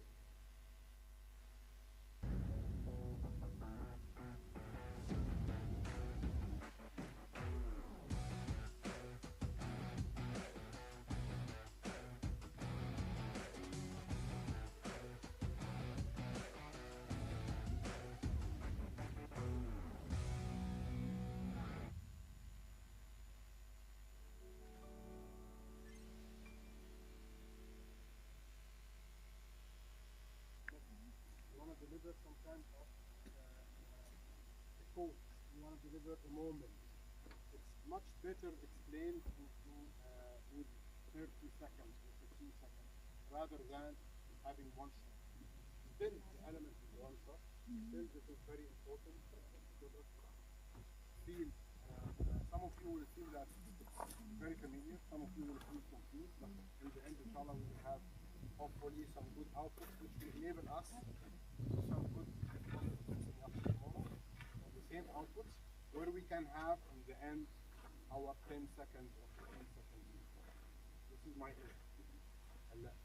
In Astro, if I'm shooting nightscape, landscape, I'm just shooting with regular, let's take a rule here.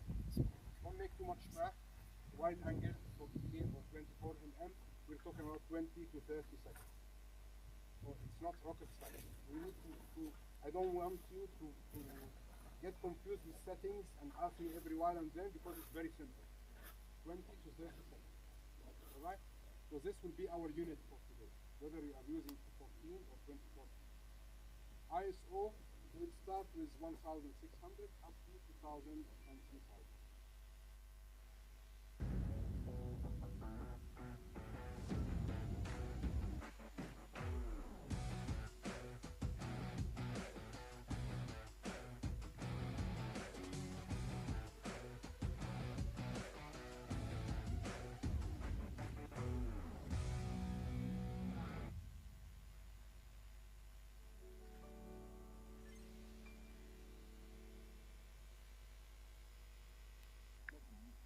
Deliver some kind of a quote.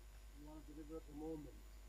It's much better explained with 30 seconds or 15 seconds rather than having one shot.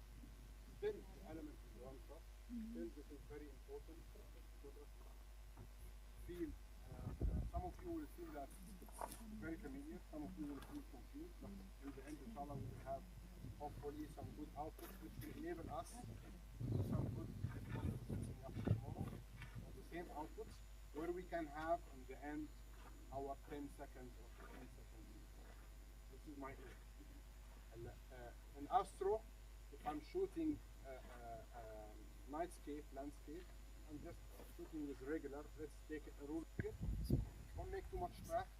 Wide angle, 14 or 24 mm, we're talking about 20 to 30 seconds.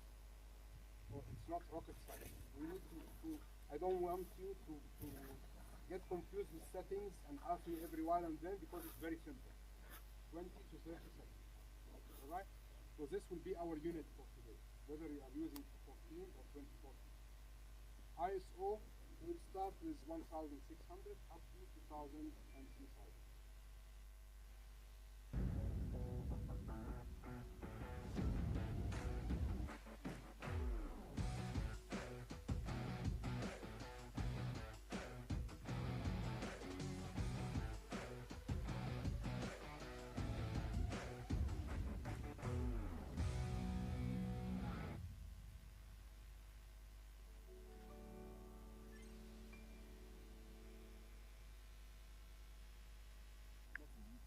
to deliver some kind of a quote. You want to deliver a moment. It's much better explained with 30 seconds or 15 seconds rather than having one shot. Still, the element is one shot. Still, this is very important. Feel, some of you will feel that it's very familiar. Some of you will feel confused. But in the end, inshallah, we will have hopefully some good output which will enable us to do some good tomorrow on the same output where we can have in the end our 10 seconds or 15 seconds. This is my aim. In Astro, if I'm shooting nightscape, landscape, I'm just shooting with regular, let's take a rule here. Don't make too much track. Wide angle, 14 or 24 mm, we're talking about 20 to 30 seconds. So it's not rocket science. We need to I don't want you to get confused with settings and ask me every while and then because it's very simple. 20 to 30 seconds. Alright? So this will be our unit for today, whether you are using 14 or 24. ISO will start with 1600 up to 2000 and 3000.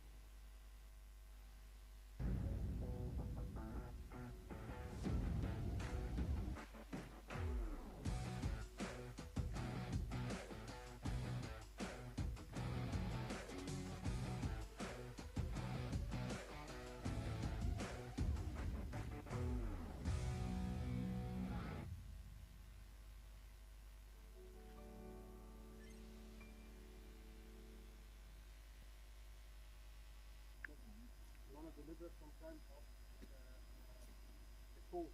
You want to deliver a moment. It's much better explained with 30 seconds or 15 seconds rather than having one shot. Still, the element is one shot. Still, this is very important. Feel, some of you will feel that it's very familiar. Some of you will feel confused. But in the end, inshallah, we will have hopefully some good output which will enable us some good tomorrow on the same outputs where we can have in the end our 10 seconds or 15 seconds. This is my aim. In Astro, if I'm shooting nightscape, landscape, I'm just shooting with regular, let's take a rule here. Don't make too much track. Wide angle, 14 or 24 mm, we're talking about 20 to 30 seconds. So it's not rocket science. We need to I don't want you to get confused with settings and ask me every while and then because it's very simple. 20 to 30 seconds. Alright? So this will be our unit for today, whether you are using 14 or 24. ISO will start with 1600 up to 2000 and 3000.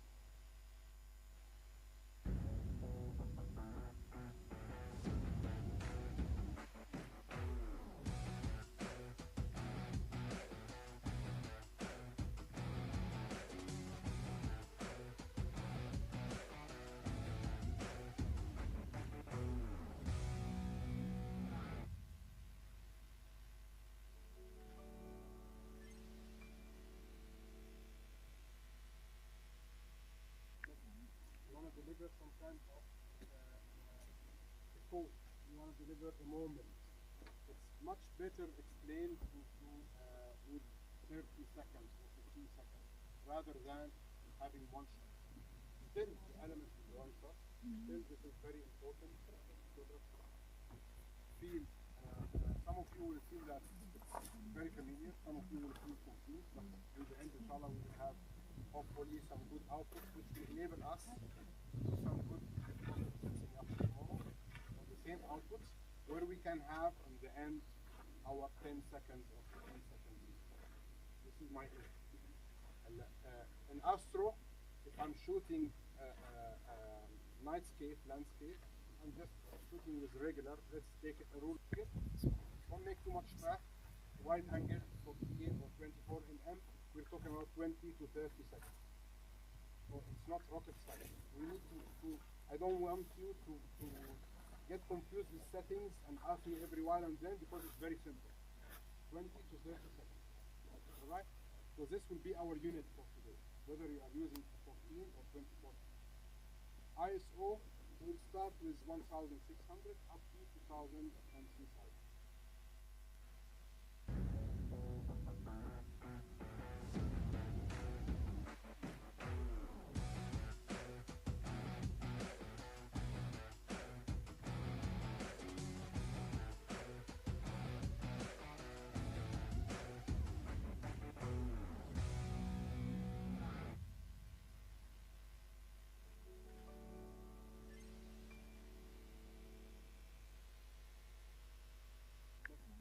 You want to deliver some kind of a quote.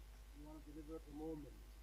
It's much better explained with 30 seconds or 15 seconds rather than having one shot. Still, the element is one shot. Still, this is very important. Feel. Some of you will feel that it's very familiar. Some of you will feel confused. But in the end, inshallah, we will have hopefully some good output which will enable us to do some good processing up tomorrow on the same output where we can have in the end our 10 seconds or 15 seconds. This is my aim. In Astro, if I'm shooting nightscape, landscape, I'm just shooting with regular, let's take a rule here. Don't make too much track. Wide angle, 14 or 24 mm, we're talking about 20 to 30 seconds. So it's not rocket science. We need I don't want you to get confused with settings and ask me every while and then because it's very simple. 20 to 30 seconds. Alright? So this will be our unit for today, whether you are using 14 or 24. ISO will start with 1,600 up to 2,000 and 3,000.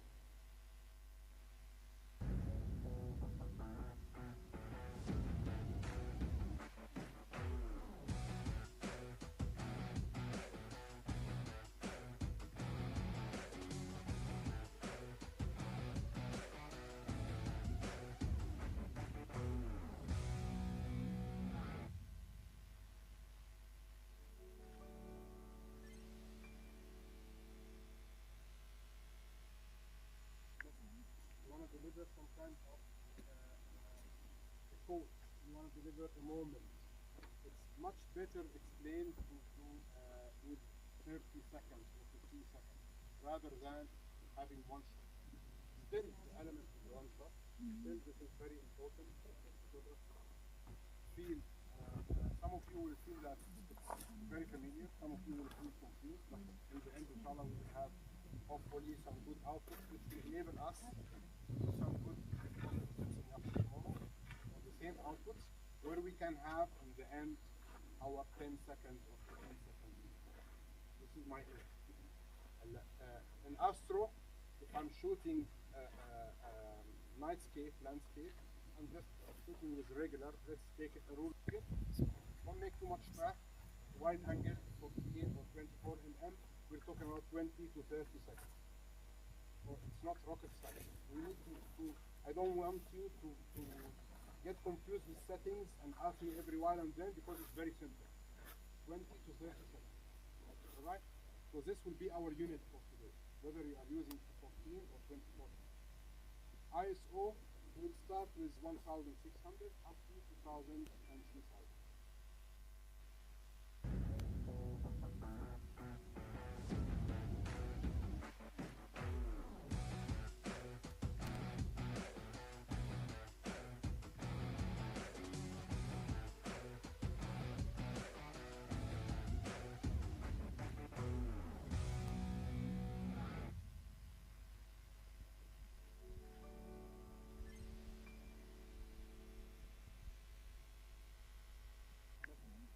Deliver some kind of a quote. You want to deliver a moment. It's much better explained with 30 seconds or 15 seconds rather than having one shot. Still, the element is one shot. Still, this is very important. Feel. Some of you will feel that it's very familiar. Some of you will feel confused. But in the end, inshallah, we will have hopefully some good output which will enable us some good processing up tomorrow on the same output where we can have in the end our 10 seconds or 15 seconds. This is my aim. In Astro, if I'm shooting nightscape, landscape, I'm just shooting with regular. Let's take a rule. Don't make too much track. Wide angle, 14 or 24 mm. We're talking about 20 to 30 seconds. So it's not rocket science. We need to I don't want you to get confused with settings and ask me every while and then, because it's very simple. 20 to 30 seconds. Alright? So this will be our unit for today, whether you are using 14 or 24. ISO will start with 1600 up to 2000 and 3000.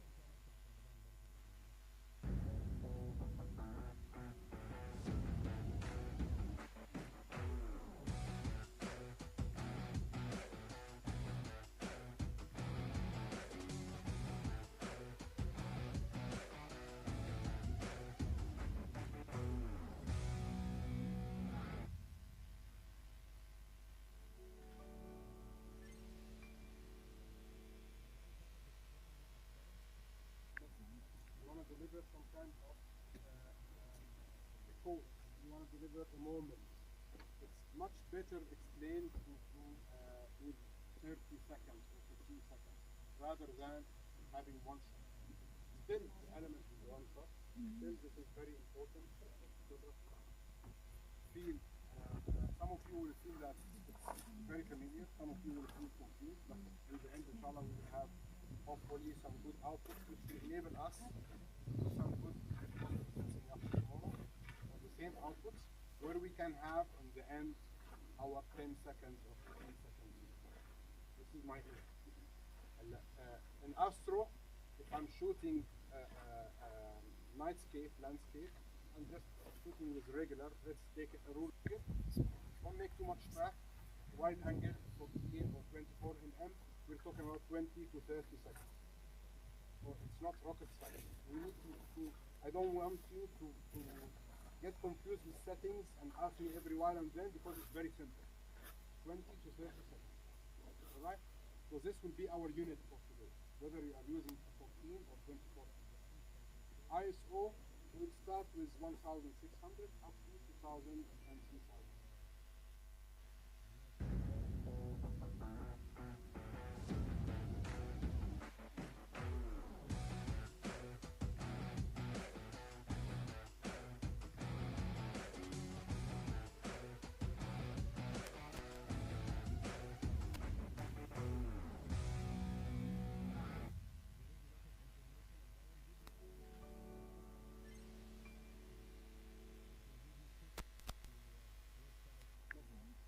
Deliver some kind of a code. You want to deliver a moment. It's much better explained with 30 seconds or 15 seconds rather than having one shot. Still, the element is one shot. Yani, hi guys, welcome again. I just want to say that the aim and the real aim behind it is to get you and give you this kind of inspiration so you can go out and do it on your own and start to walk this, start to engage yourself in this beautiful hobby. Because as I told you, it's not just about photography, it's about many aspects. Astrophotography, the experience itself of going far away from the city, getting disconnected from all the troubles, and experiencing this kind of being close to nature with this flavor of fear, enthusiasm, and the bond with the nature, with the skies, with the stars, with the surrounding animals. And there's a lot of animals in this area, by the way. In the areas that there are wild donkeys, there are foxes, there are scorpions and snakes. Of course, alhamdulillah, we didn't see anything. It was because it was cold a little bit at that time. But one day I was sitting there during COVID, and it was like a zoo. Yani I I saw, first of all, 3 donkeys came. They came close to me. They are wild, beautiful, very clean. Not like the donkeys we know. It's like natural donkeys, you know. It's very, very neat and clean and gray. Beautiful creature with this black strip on the back. It's a natural inhabitant of Al Hajar Mountains in UAE. And he's a perfect climber. He can climb very, very nicely, you know. And they move like families together. And he just came close to my camp and he started roaring, you know, that I am in his area. So he will do this kind of a sound and then he will watch me, what I will do. So I kept on looking at him until he left. Then after a few minutes, I found a bat. He won't leave me. He just flying around me and he's coming close. He wants to touch my head, you know, and for God's sake, come on. And I want to just focus, you know. I'm not upset about it, but I cannot focus. I don't know what it will do, you know. After a few minutes, I saw this kind of worm, a very big worm with many legs. It's beautiful. But it's very big. It's like a snake almost. And then after a while, I heard a scream, a very scary scream. It's not like, it's like a horror movie scream, wallah. Then I came to know that I want to know what is that, you know. So I searched on the internet until I found out this is the scream of the red fox. It screams like as if it's an animal, you know, a human being screaming in a horror movie. So it was really, really, really a very strange night. And plus scorpions, of course. Scorpions are there everywhere. I was alone. It is really.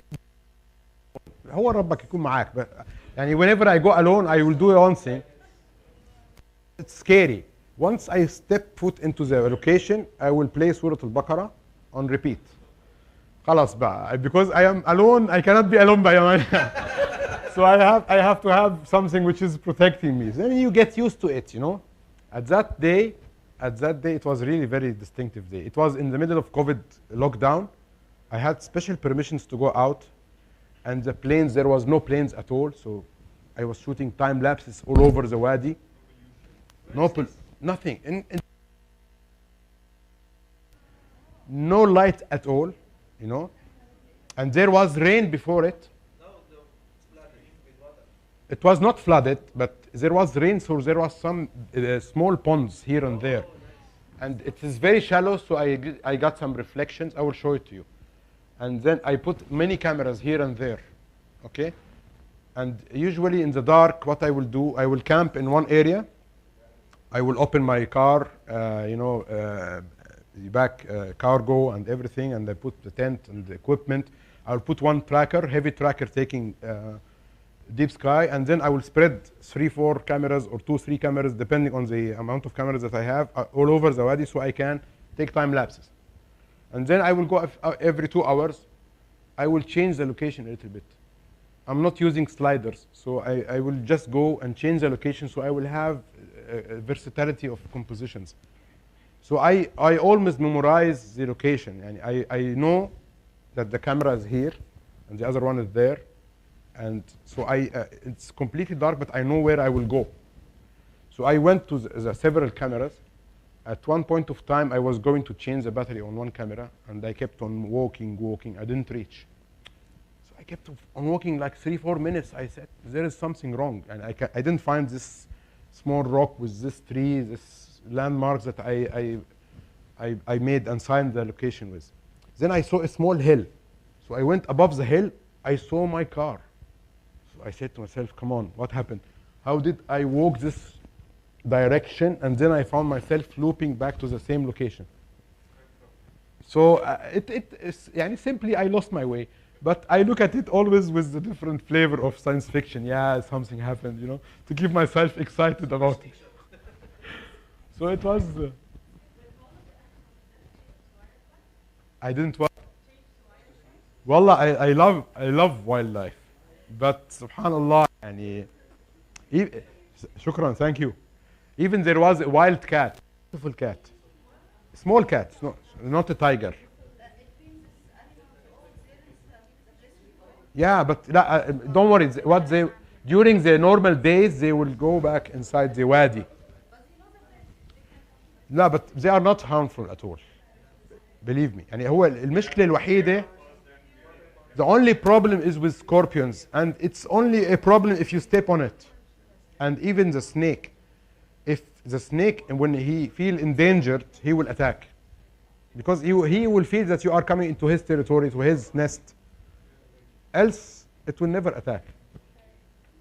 يعني many incidents happen. I was shooting time lapse and I looked below my leg. Suddenly I have an alarm telling me, look below. And then I look, I find a scorpion or I find anything. والله الواحد بيتوكل على الله، هذا أهم شيء. يعني الواحد يقول بسم الله توكلت على الله، خلاص ما في شيء بيصير إن شاء الله. What rattle snake? I didn't see it. الحمد لله. It's very, very rare, but you find it in the peak of the mountains. Yes, but I hope I will never see it. Viper something. Inshallah, I will never see it. Very venomous. It is very venomous, yeah. Especially in this. I think Ali bin Thalith, he was shooting a snake the other day in Shawka. It's really beautiful. A beautiful footage. طيب, let us go back, guys, to our edits. So now, before we step into, let us open the cumulative one. Remember the cumulative stacking that we did? Remember? Shall we start?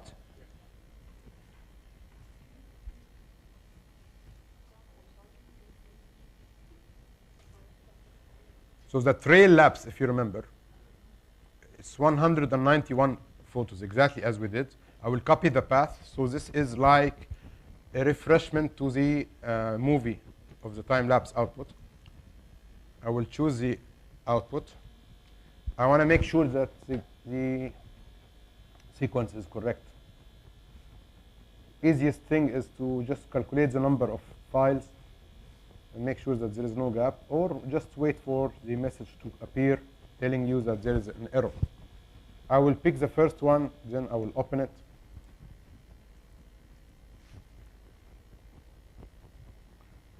You can play it before you export it, but it will build up until it, and it will become shaky until it's,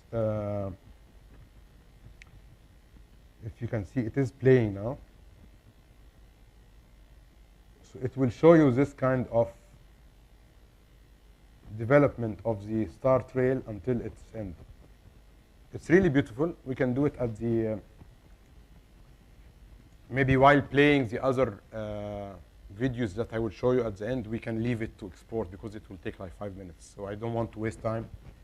We could have done it while talking, but it's okay. So now this is one other output of the, so this is a small time lapse starting from the first position leading up to, it's really magnificent. The way it is developing, it's magical. So if I have both files, now 2 videos, one a regular time lapse and another one showing the build up, it is now 2 footage coming from one session, which I can use.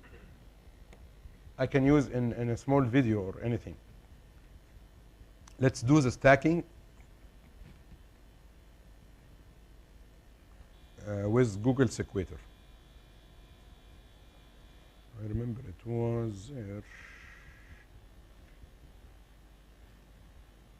Sequator as well does not require installation, I think.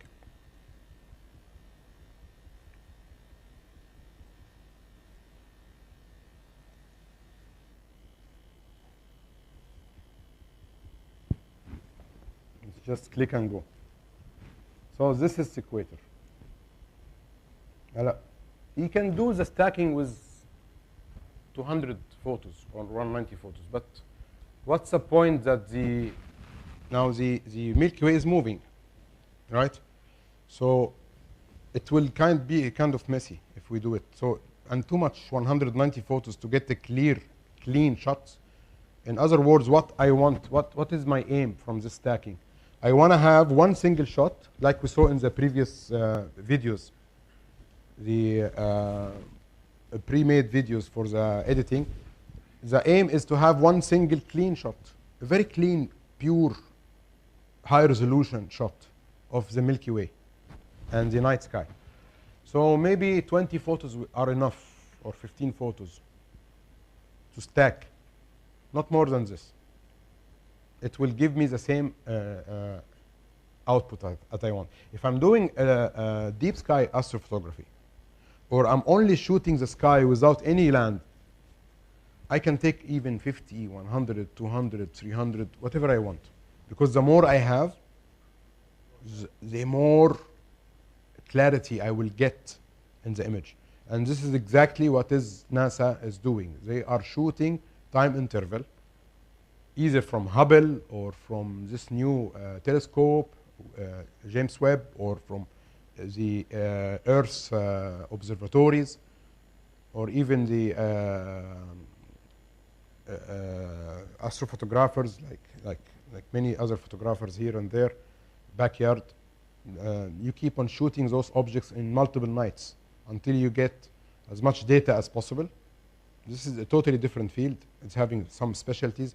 Maybe inshallah, we had before, like 1 year or 2 years ago, we had sessions about deep sky. Maybe later we can have, inshallah, but it's a bit specialty different from that because it will require some additional equipment. However, tracking devices. However, the beauty about this, you don't need anything but your camera and your lens, your tripod, intervalometer, and that's it.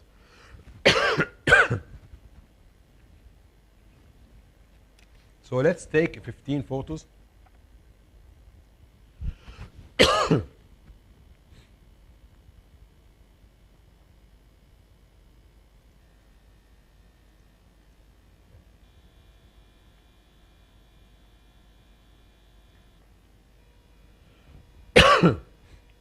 So 1, so are 10, 14 photos. Drag and drop. Now it will ask you one question.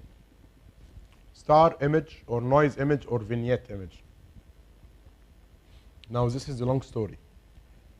In astrophotography, deep sky astrophotography, there are light frames, which is simply what you capture on your sensor. You are capturing the light. So you are shooting the tree with the Milky Way. This is a light frame. Okay? A noise image is simply the same photo with the same settings but with the cap closed. And if you just think about it, the built-in noise reduction, long exposure noise reduction, if you shoot 30 seconds, it will remain 30 seconds more processing, if you remember, right? So if you enable the option in your camera of noise reduction, of long exposure noise reduction, and you shoot 15 seconds, it will stay for more 15 minutes more, 15 seconds more shooting or doing processing. You don't know what it is doing exactly. Exactly what is it doing? It is closing the mirror or blocking the light and taking the same amount of time and mapping the heat noise on the sensor. Okay? So it will create a black image with only the noise. So you are capturing the noise. So on one photo you are capturing light plus noise. On one photo you are capturing noise only. And then the camera or the software will put both of them together, will subtract the noise from the light frame, and then you end up with a noiseless photo. Simply, this is the process. In deep sky astrophotography or specialized astrophotography, you have the light image and the noise image. So the noise image, if you are shooting deep sky, you are not shooting one noise image. They call it sometimes dark frames. We are shooting 10, 15, 20. It's always 10%, preferable 10% of the amount of light photos that you're taking. So if I'm shooting an object with 200 photos, I'm taking 20 photos with closed cap. So I'm doing it manually. I'm not letting the camera do it for me. I'm closing the cap and sitting doing nothing, waiting for these black frames to be done, or the dark frames. And this is really important because you end up putting this into the software, and you will end up with a very clean image. So not only the stacking technique which will reduce the noise, the dark image also will reduce a certain type of noise. So the stacking will reduce a certain type of the random noise. The dark will reduce the color and the random noise and the electrical noise. There are other types of frames. Now vignette image, what is vignette image? In any camera lenses, there is a vignette around the corners, especially in wide angle cameras, right? So the vignette, you shoot a full white, even white piece of paper or cloth or even the sky in order to get a map of the vignette. And then you also put it in the software to remove the vignette from the photo. So by doing that, you are overcoming the sensor imperfections and overcoming the optical imperfections. Optical of the camera, the lens itself. So it's science. So by doing that, I'm taking those amount of frames in order, in the end, to put it together in one software and end up having a very clean image. It's a technique. So here I'm only choosing star images. I don't have any dark frames. I could have done at that night, close the cap and take 10 frames. But in such scenes, it will not add too much value. Vignette, I like it actually. In wide field, it is good to have vignette. It's actually an effect. So we will use it as a star image. خلاص? طيب, next step now, let's move with the options here one by one so we know what we will do. This is the same almost video that I showed you, a quick video in the session, I think. But let us now do it together.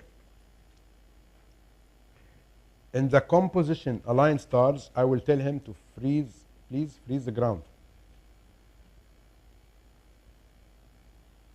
Okay?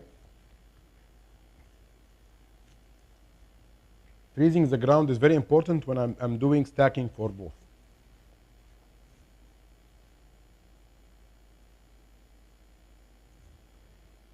Auto brightness, let's keep it on.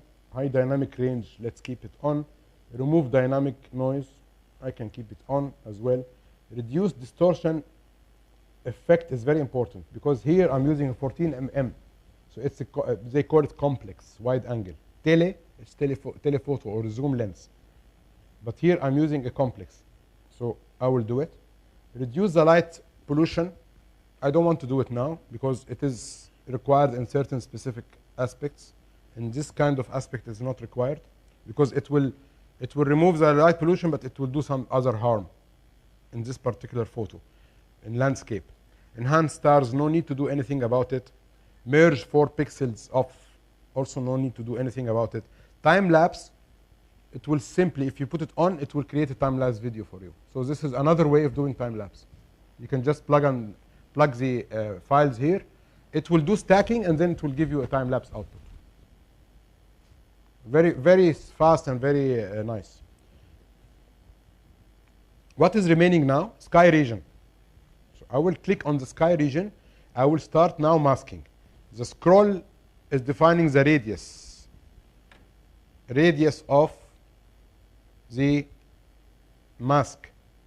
So first I'll use a big radius. Let me paint roughly everything above the horizon. Roughly. خلاص? And then reduce it, fine tune. It doesn't have to be perfect. Approximately.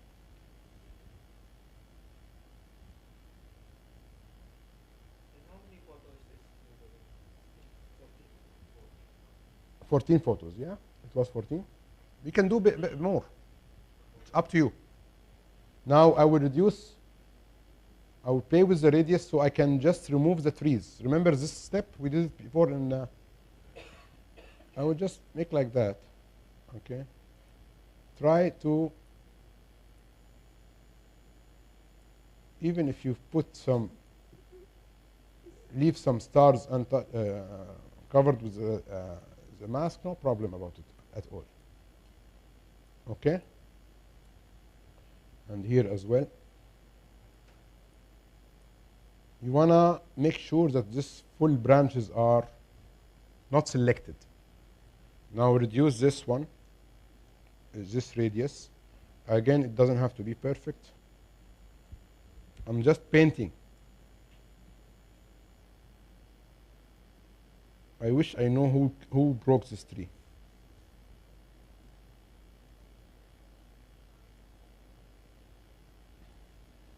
خلاص? There is a small tree here as well. I can.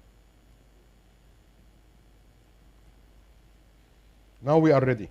The last thing that I need to do is just to tell him where is the output. Save the image. And let's call it stacked.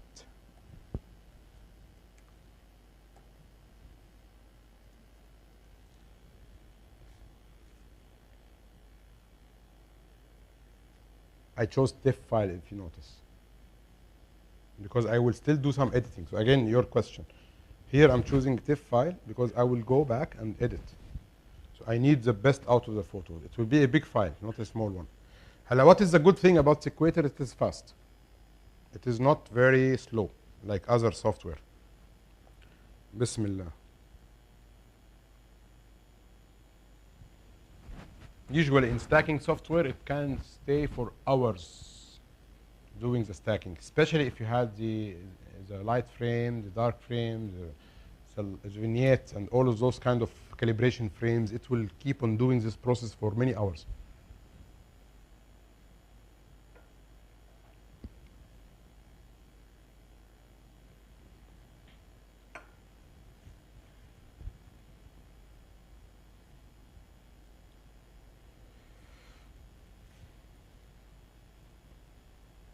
Huh?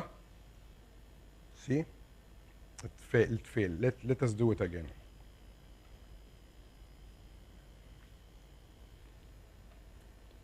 I think I have to unzip it better than to leave it like that.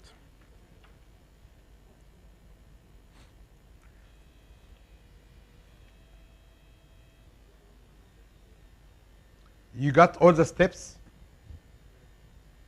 We can do it all over again, or I have the file already done before. Either way. You want to do it all over again? You tell me what you want to do. Do you want to do it again? Raise your hand. لا, only few. هي متسجلة عامة على اليوتيوب. It's there on the YouTube. I remember I have it here.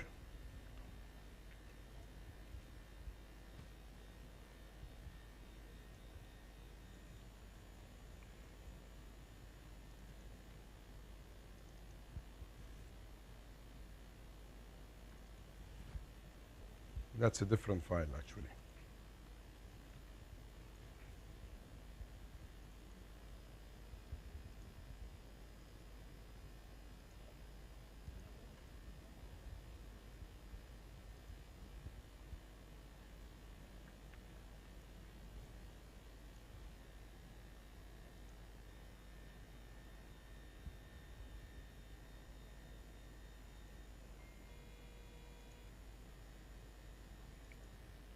I think we will do it quickly again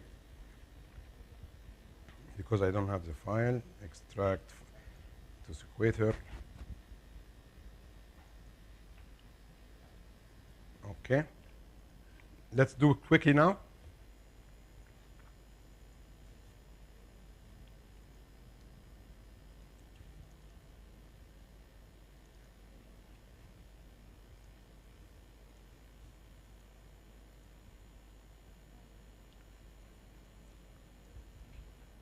A quick roundup. Save the file on the desktop. Call it stacked. Okay, and freeze the ground. Let's paint this quickly.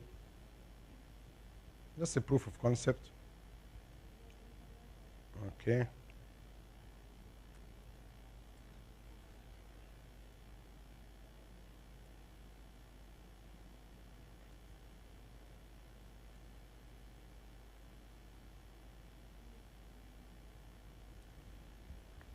Okay, and auto brightness, high dynamic range, remove dynamic noise, distortion. This is very, very important, the distortion, because this wide angle is a killer.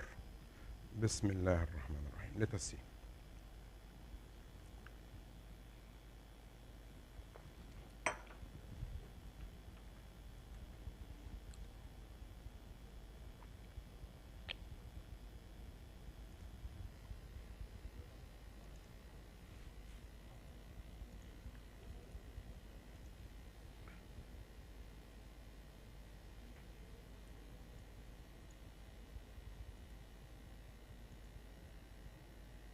This is the file, if you remember, where we put the 2 layers. And that's the video file that we need to export.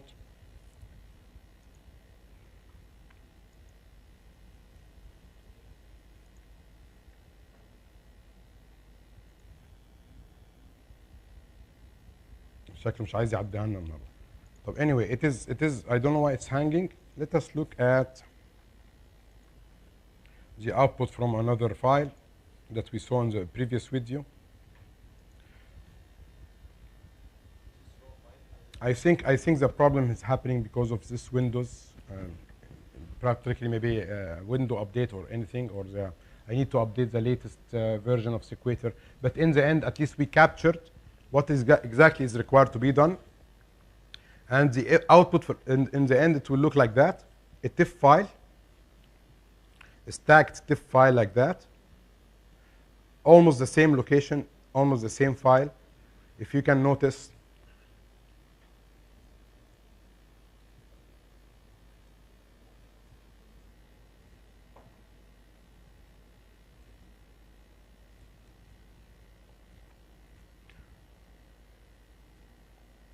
in the end, you will get a very clear, a very noise-free photo. And it will be a major enhancement to the regular astrophotographs that everybody's taking. Even if, you know, in the timer, self-timer, you have an option where you can add 9 shots. In Nikon, for example, you have up to 9. So even if you don't have intervalometer, you just go to the timer option, and you will choose 2 seconds or 5 seconds or 10 seconds until it starts. And there is number of shots. So I always have a multiple of 9, 18. So I can do this stacking, multiple shooting, for any beautiful scene that I'm taking. I can press and take the 9 shots, press again, take 9 more, and that's it. This is more than enough for me. I will go back with 18 shots to do the stacking of one single scene.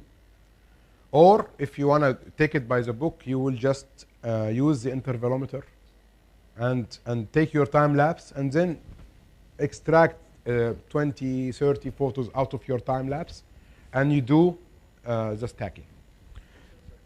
Yeah. It would not affect the subject if it's not static. Like for example,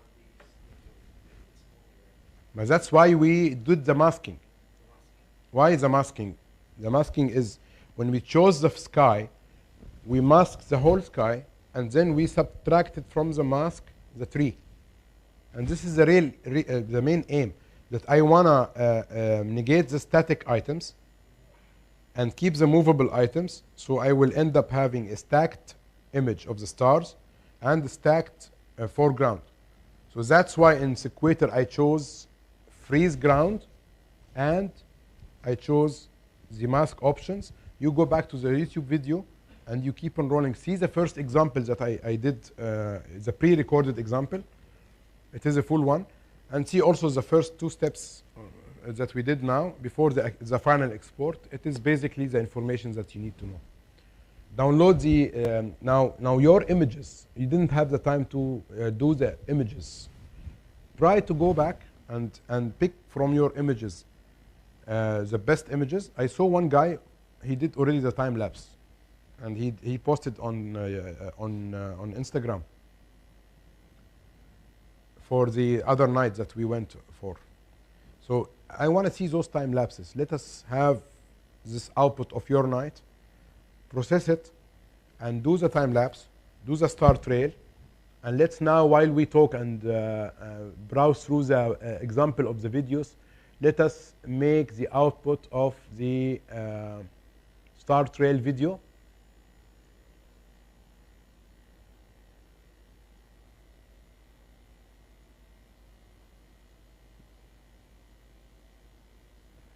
And by the way, remember when I told you there is a comet effect? It will look something like that.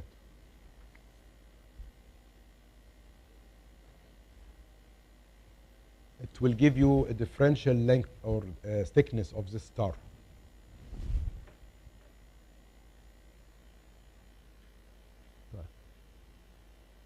Export, render video.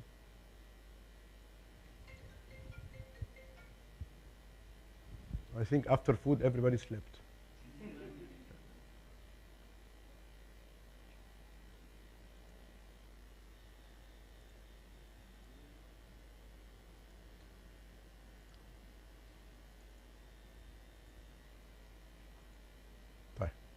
Now let us see what kind of outputs I can do with those.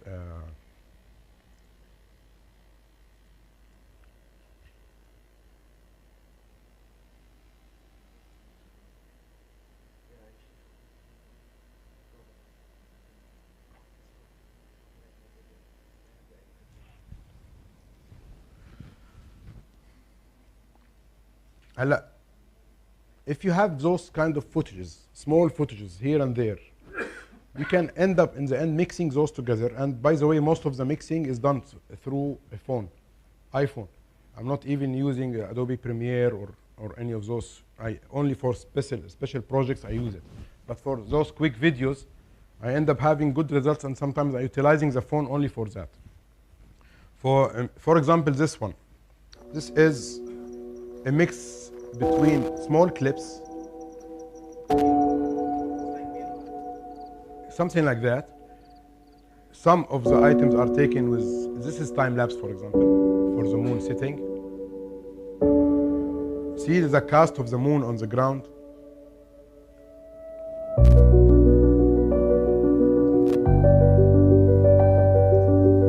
Even the clouds, sometimes it will add to the stars some beautiful effect if it's not fully covering the whole.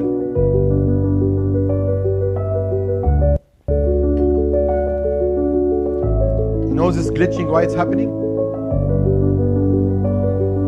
Because we are rendering, exactly. It's very, let's cancel it.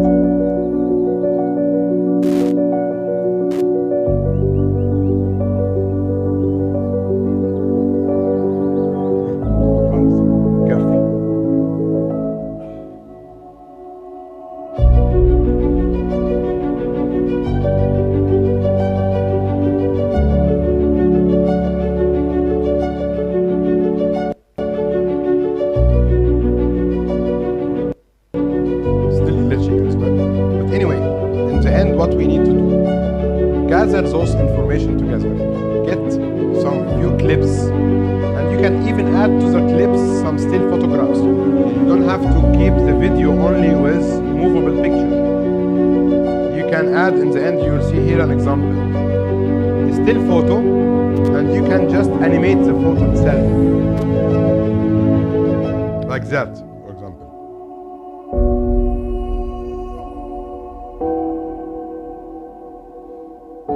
That kind of perspective or movement also is considered as emotion. So it is some kind of an output that you can do with your photos, even the still. So now let's consider this. Thank you so much.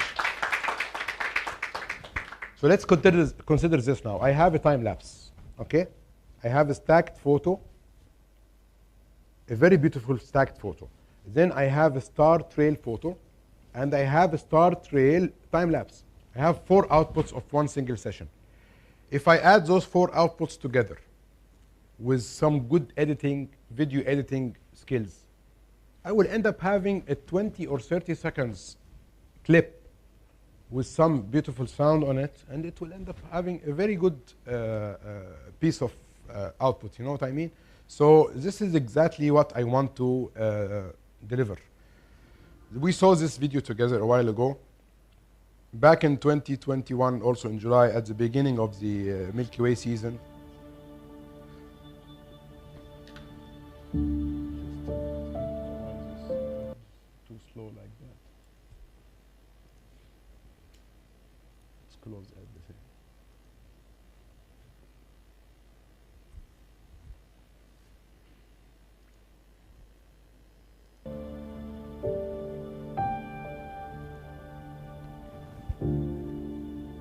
That's a very small bush tree, a very small one.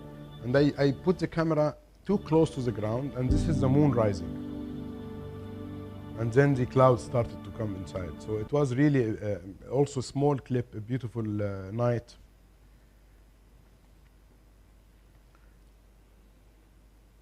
That's another one, you can see it on YouTube. It's better to see it yourself on YouTube and to browse through it. There is another video for Expo. I went there and I took some shots during the night with some filters. Star Trail also was a real hero in this scene, because Star Trail will emphasize the look of the stars. Stars are faint in this area. Not too faint, because I picked a location within the Expo itself, which is too dark. We switched off everything after midnight, completely switched off. And then I did the same technique.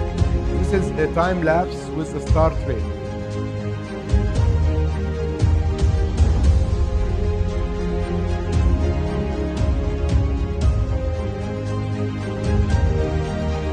It was taken during November. So Orion was the object in the sky.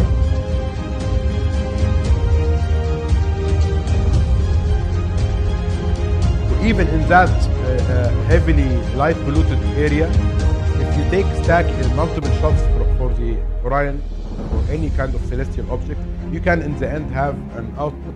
You will see it now, which is relatively speaking, it's a good output compared to where I'm shooting from. So it was good. Expo was really happy about this, because they mixed some kind of a concept of space and Expo. It was really a successful project, alhamdulillah, yani. And at that night, I used the star tracker on one camera and 3 other cameras shooting time lapses here and there, changing the every 2 hours, changing the scene, so I can have different composition. So I ended up having like more than 2,000 photos, 3,000 photos. Make a lot of editing and selection, pre-selection and shortlisting and so, until I ended up having this small clip of 2 minutes.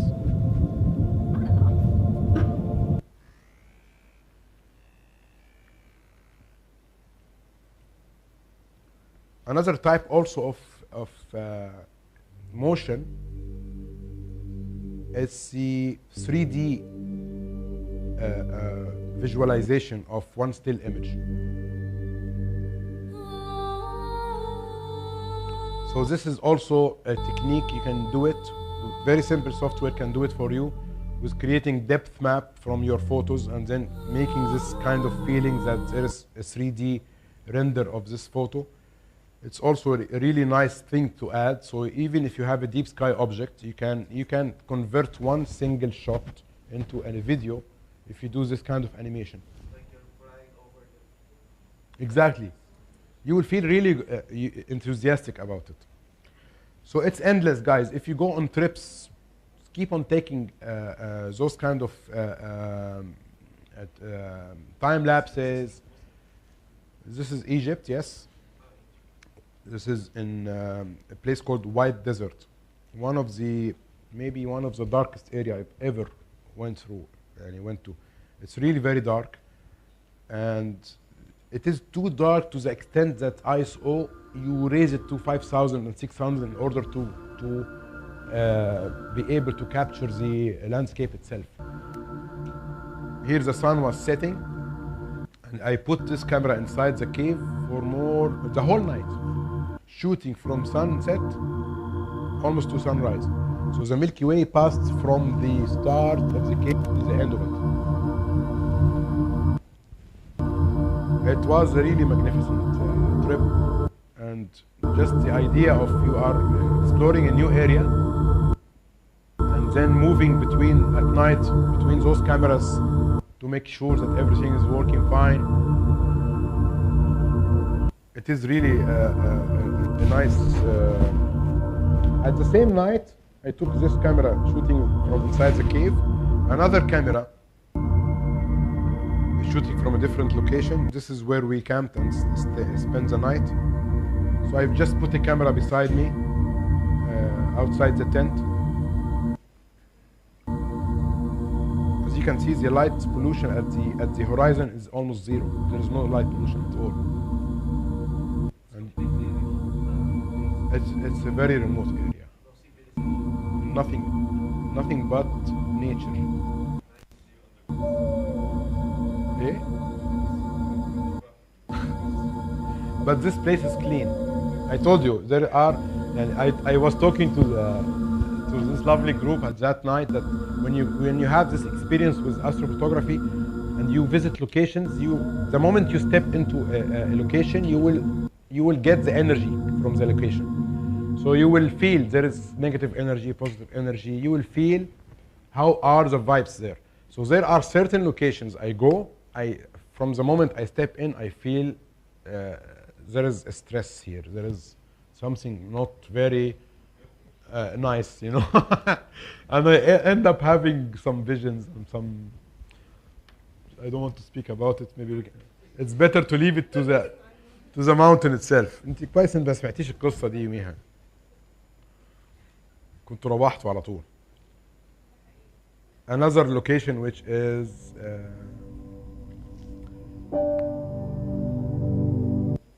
this is also a magnificent location in Fayoum. Capturing the moon in the time lapse, it's a different story, really. Especially in the transition between the moon set and the difference that will happen on the sky. So if you capture any nightscape with the moon setting, keep the same settings on the camera and watch what will happen to the ground and the sky. Amazing. You will feel the difference between the moonless night and the moon night. How much light it will shed and it will diffuse. So this video is from one single night. If you have one camera, so it's 3 single nights. And it's a mix of what we have talked about today. The star trail video, a time lapse, and a stacked image. So in the end, I have the raw material, or I have the pieces of the puzzle that I will put together and create my own simple video, transforming our minds from single shots to moments. So simply, this is it. I hope I delivered as much as possible. I hope you have got all the information that you want to. If you have any question, let me know, please. Let's start ladies first, if you allow her. You want to start first, or you want to? He raised his hand first. خلاص, let's start with him.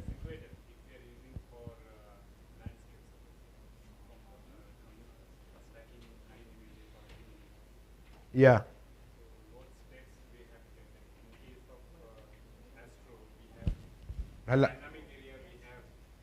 You are asking about the landscape.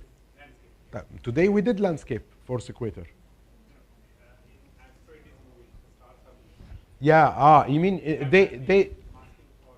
You can just choose that the whole complete area. There is an option. If you, let's say you are shooting cityscape, just choose the whole, freeze it and choose it all. You understand me? And you will end up having a very clean image. Try it. Yani go out now and shoot Burj Khalifa 10 shots. and stack it and see the difference. It's amazing. Stacking is really a good technique, day and night. And the only thing that you cannot stack are animals, unless it's dead, and nobody's shooting a dead animal, of course. يعني. يعني but at landscapes and all of that, right? شيء يا أخت سعاد. Yes, your question. I have almost the same question. What's happening? Why with this stack we can get this much sharpness? Yeah. Why? Why? Because there is something called random noise. The noise that will happen on the sensor is random. So if I'm taking, for example, 10 shots, you will not find the noise, this particular noise, in the same particular pixel. You will find it random. So in this photo, it's happening on pixel 1, 3, and 8. On the second photo, the noise is happening in 2, 4, and 9. So what will happen when you stack 1 and 2? It will remove the noise, select the good pixels from here and the good pixels from the other one and put it together and eliminate the noise. By doing that, what will happen? You are adding more clean pixels into the photo, right? And this is giving you a privilege of clarity and contrast, and not only that, and editability. So you can edit and you push the limits of editing, exposure and everything without having much negative effect on the photo. If you remember, if you are, sometimes when you are doing editing and you are raising the exposure, it looks good. Sometimes you raise the exposure, it looks very bad and burned. And why? Because maybe the image itself is too noisy. So our contrast, if you add contrast, if it's a very good clean image with high resolution, with low noise, you will find that the contrast is doing much better output than doing it on the noisy image. So when you have a noise-free image, it will give you more data to explore and mine. I called the post-processing of astrophotography as if you are mining. تعدين, you are mining. So you are trying to extract the data from the sensor, the image captured. There's a lot of data in the shadows.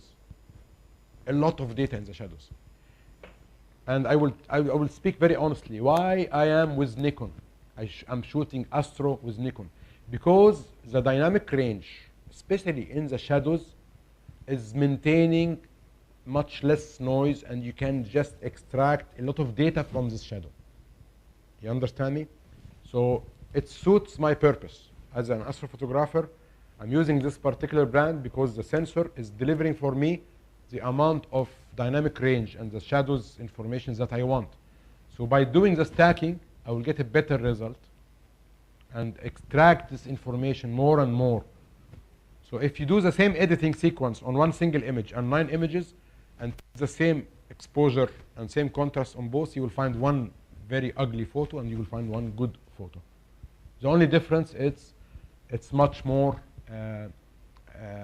clear and having clarity. Any other question? I'm not confused between stacking for start rate and stacking for making photo more clear. Very good question. شوفي, Start Rail, the Star Stacks software.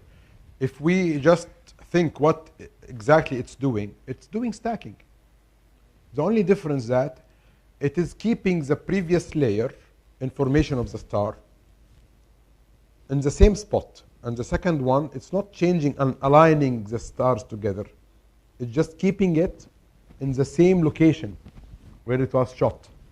So it is showing that in the sequator, when I mask the sky, it is aligning during the processing, it is aligning the stars together, overlapping it together. يعني it is bringing the Milky Way from here, aligning it to the previous Milky Way, above each other. So that's why when I'm using a star tracker, I don't have to align or do this aligning process because it is already aligned in the middle of the frame. So the difference between Star Stacks and Google Sequator, Google Sequator is having a built-in map of the stars. It will align the stars together and it will create for us this kind of very clean image of the night sky, stacking those information from all over the frame into one single image. Star stacks, it is stacking, but it's showing the trail. But it is automatically isolating and knowing that this is foreground and showing you the clean foreground. واضحة؟ So both of them are stacking. يعني لازم اعمل اللي هو stacking التصوير sequence والstart stack ده للترتيب. فقط للتريل. هلا even if you stack for example 10 photos 30 seconds, you will find if you right click and do the properties, you will find that the exposure is becoming not 30 seconds, 300 seconds.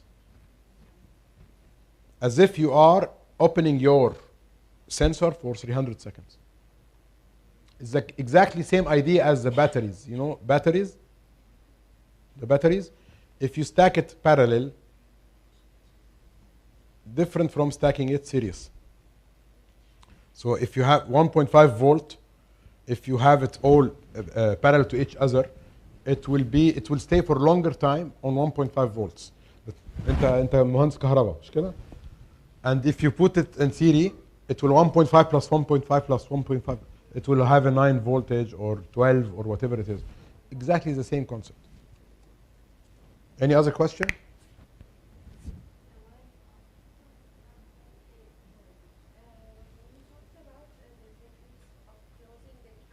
Yeah. And the other one was for miniature. I Yeah. didn't understand that one. Yeah. And I didn't understand that when we take those pictures, we put them in the software. Mm. Yeah, it's a really good question. The most important thing that, as I told you, mostly this kind of other frames are called calibration frames. Those calibration frames, we do it only for deep sky. Most of the usage for this is for the deep sky. What is deep sky? Do you know? Deep sky is focusing on one single particular object in the sky, zooming in, and keeping this as your whole frame. So you are, for example, shooting Orion or shooting any kind of a nebula, or even the core of the Milky Way only with a 50 mm. Understand me? So when you do that, what will you are doing? You are shooting the light frames. This is the regular shooting with the regular settings without closing any cap. So you are accumulating the light. So you have a folder called light frames, and you will copy all those files from the SD card into this folder. Then during the session itself, you close the cap, or you put a piece of black cloth or anything, and then you start shooting with the same settings. By doing that, you are copying the noise that was produced from the sensor. So you will see a black image with noise only. You can, but the trick, this is a very good question. The trick here is that you have the same heat conditions. Because you are in the middle of the field, you are shooting for 6 hours, for example, so your camera itself is having its own heat because it's being used for like 6 hours, and there is a surrounding heat. That's why there are temperature controlled cameras. Astrophotography, they have cameras with fridge. ثلاجة يعني minus 10 degrees, minus 1 degree, minus 2 degree. So it will cool down the sensor, so you can open for 6 minutes and 10 minutes, one single frame. So instead of having, imagine 10 minutes, one single frame, and you have, from this 10 minutes, you have like 30 or 40 or 50. Imagine you go another night, you take another 50. Imagine the amount of information that you are, so you are bringing this object to you. So in other words, you are traveling. So the 30 seconds of exposure that you are taking on your camera, it's practically traveling. You are traveling to this object and bringing this clarity of and the details to yourself. So that's a long exposure. That's why my eyes, our eyes cannot see this, because it's very far and very faint. But it doesn't mean that it doesn't look like that. It looks like that, but I'm doing those tricks to overcome the light pollution, to overcome the weather condition pollution, the earth pollution, the distance. A lot of things I'm doing it. For example, any kind of new phones now, they have this super megapixel, super zoom options. How do you think they are doing it? There are many things involving stacking and involving, they are doing a lot of things. So stacking now is becoming part of the industry itself. So maybe soon you will find those mirrorless cameras are having built-in stacking. There are cameras having built-in star tracker.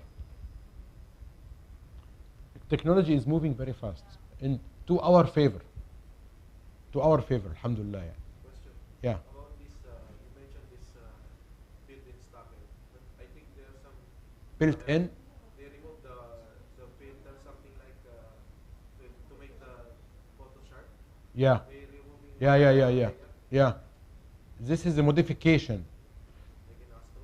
Yeah, astrophotographers and astrophotography industry, what will happen? This is a very nice topic, but I can spend hours talking about it. There are frequencies and spectrum of lights. Okay, our eyes are programmed to see the rainbow colors. Everything between the infrared and the ultraviolet. We only see those spectrums. We don't see anything else. So the ultraviolet and the infrared, we don't see it. Our eyes cannot see it. Simply because God created our eyes to see only this spectrum of light. So we see RGB, anything in between. You got my point? Yeah. Right. Most of the celestial objects are beyond those spectrums. Yeah. So we cannot easily see it with our own eyes. This is why it doesn't mean that you don't see it, it's not there. Some guys will tell you, no, I will only believe what I see. And he's just a fool. Because it's out there, man. You are incapable of seeing it. This is totally different. It's exactly like hearing. We don't hear certain frequencies, right? There are certain frequencies dogs only can hear. That's why there is a dog whistle. When you do it, you don't hear it. There are even frequencies that babies can hear, young people and older people cannot hear. Exactly. So I have in my garden this ultrasonic device. Whenever I put it on, my girl starts to scream because she can hear it. But I cannot hear it. Animals can hear it. So it will repel animals away from your house. I took it with me, by the way, in this trip. So we can make sure that we repel out the foxes for you. So you will enjoy your night. So a lot of work was happening in the background without you knowing. I think you have the most everything, not in my car. Wallah, you amazed me, man. Wallah, he's having a torch and a fire torch in his welding machine, or what do you have, man? Just a blowtorch. طيب, just last thing to do today. I'm sorry that I took a lot of time. This is my website.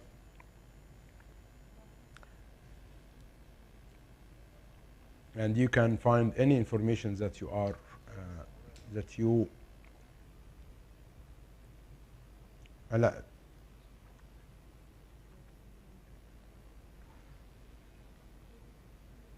there is here astrophotography know-how and 101. There is a lot of information here. So there is basics of astrophotography. You can get some information here. Some of the slides that we were talking about today are all there. So you don't have to worry about the clarity. You can find it here. How to photograph a solar eclipse with details. Inshallah, we will have soon maybe some solar eclipses happening. Every year there is a solar eclipse depending on the area and the location you are in. Astrophotography locations. This is very nice for people who are trying to put astrophotography in United Arab Emirates. You can just go there and see the light pollution map. Remember when we went a couple of days ago, we were in this black spot. See? And this is Rosine. Of course, it's much darker than here. This part is in Oman, but you can see Dubai and Abu Dhabi are very, very hot. This is Al Ain, I think. And each location will show you a sample of the photograph and the GPS coordinates. So you have this information there. Some people, when you ask them where is the location, they will not tell you. It's a secret. I will not tell you about it. I worked a lot to get this. This is not good. You know, you have to share the information. Because if I'm sharing with you the information, doesn't mean that you will go there. And even if you do a better photo, why not? Huh? هلا you can يا أخي go to the location, take the photographs for a couple of years, and then share it. But for me, I like to share things, you know. Of course, I have specific locations where I keep it only to myself because I don't want the amount of people there. That's it. But exactly. But yani, and some of the locations, like this tree, for example, wallah, I swear to God, this location, it was intact. There was nobody knowing this location. Then we started doing a lot of workshops there, and then people started to know it. Each one of those maybe workshops are having 30, 40 guys. So suddenly those trees are broken. So why you are invading the area and breaking it? And you go, I went there one day, I found big bags of trash filled with food and chips. You know, any of those animals, camels, if he eat plastic, it will die. طب يا أخي حرام. يعني why you're doing that? يعني why? You enjoyed the place. You leave it clean. Well, you know, I was in Shauka one time, and we were camping with my kids and my wife. And then after the morning went, the sun was up, you know, and I saw the wadis full of bottles, and so I took my son. Let's go. We took some trash bags and we cleaned the whole wadi for 2 hours. Not because I'm a hero, but because I'm going to that place many times. I want to come next time, find it clean. So I didn't clean my trash only. I cleaned everything. So I can go back again and enjoy it. So people, they should feel the importance of such you know, nature, because it's a duty for us. Even in religion, it is haram to get anything which is and make it unclean. It's not recommended. So astrophotography locations, you will find some information about myself, all this things. You won the last photo contest, right? You are the one who shot the crescent moon.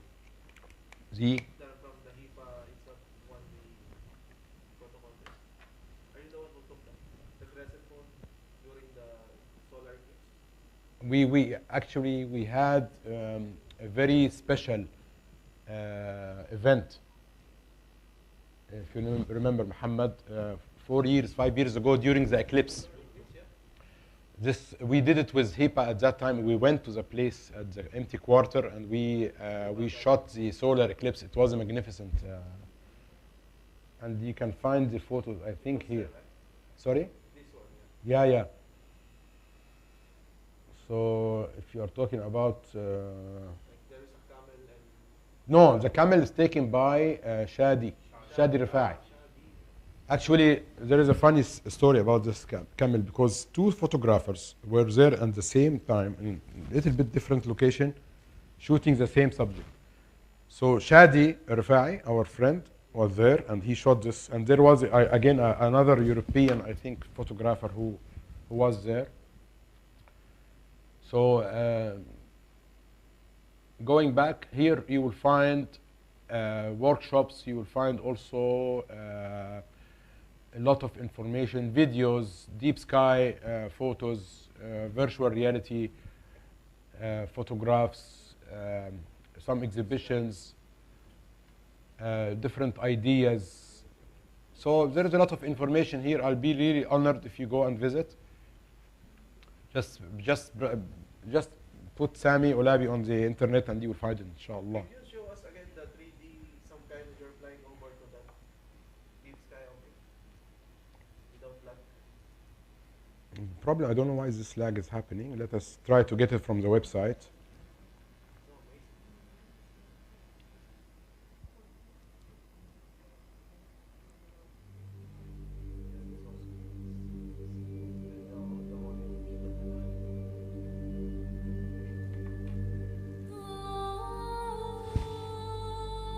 انت شغلت على التليفون ها؟ This one is 600 mm.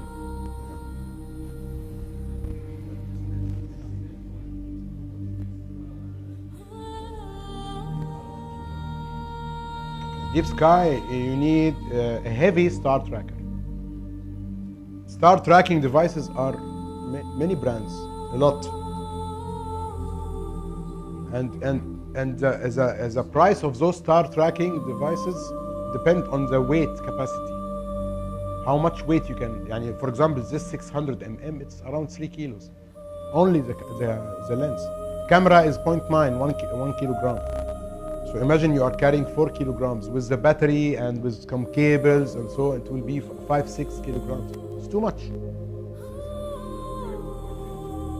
لا مفيش 600 2.8. 600 f4, which is even more better because f4 is much better than 2.8 for the shape of the star itself.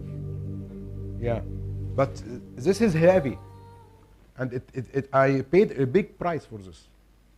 I paid two discs from my back. Wallah, because every single night I'm carrying this battery, which is around 6 kilo, and the tracker and the lens from the car to the location, and then from the location to the car, and from the car to the location, from the location to the car, and I was just abusing my back. And then you stand the whole night, leaning forward, looking at the. Sometimes I have to go like a mechanic, just below, because the location is very hard. So I have to lie on the ground, and do like that, and my back is, and strange. And how you maintain your equipment? How you store it? You just keep it in non-humid, yeah. Especially lenses are very prone to Yeah, rust especially in UAE, humidity is very strong. That's why you need a weatherproof and weatherproof equipment. No, all the lenses that we are having now are weatherproof. I'm using Nikon. Look, mostly I'm using the 810A, which is an Astro version of the 810, and I'm using a Z6. Z6 is better for me than Z7. And this is a good question for what? This is a very good information for people who are always seeking the most expensive equipment. This is not the case. You have to get the equipment that you need. For me, why the Z7 is more expensive than the Z6? Simply because there is more megapixel in the Z7. And this is adding a lot of value in the camera because the sensor is different and the processor is heavier. A lot of things are more costly in the Z7. However, the more megapixel, the more noise in night photos and the less light sensitivity. So for me, 21 megapixel is much more better than 36 megapixel. Much better. So the ISO performance, let's say 10,000 ISO on the Z6 is much cleaner than the 10,000 on the Z7. And Z6 is maybe better in videos than Z7. However, Z7 is much more deeper megapixels and so. So here is the trick. It doesn't mean that I will go to the most expensive model. I will get the best photos. I have to pick what I want that suit my purpose.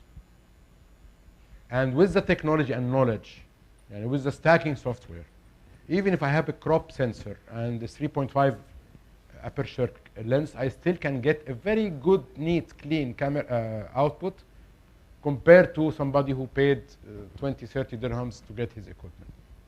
So you can do anything you want with some knowledge and some patience and with a good back. What do you suggest keeping up drop sensor body and Fast lens. fast This is it. Fast lens. And now, as I told you in the field, I have a feeling that the crop sensor is dying. They will stop doing crop sensor soon. Yani, I think the full frame will be the dominant one. And what about this attachment speed booster? Is it also advised to use in Astro? No, I don't use it at all. No. Even the extender. In nature, you use it, but it's not good.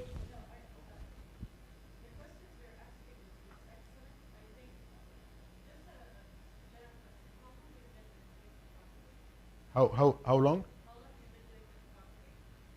Generally speaking, specifically on Astro, 10 years.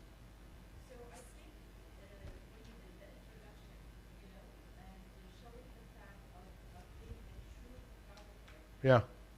When we go back, because I've been doing it for approximately 20 plus years, so when you go back to the real people who have this passion for real, like for real photography and not being affected by what's outside, and knowing really yourself and what kind of subject you need for it and what really touches you, like really makes you feel fully alive, you will understand what your style is. When you understand what your style is, nothing will affect you, not the lights, not the colors, not the light. Absolutely right.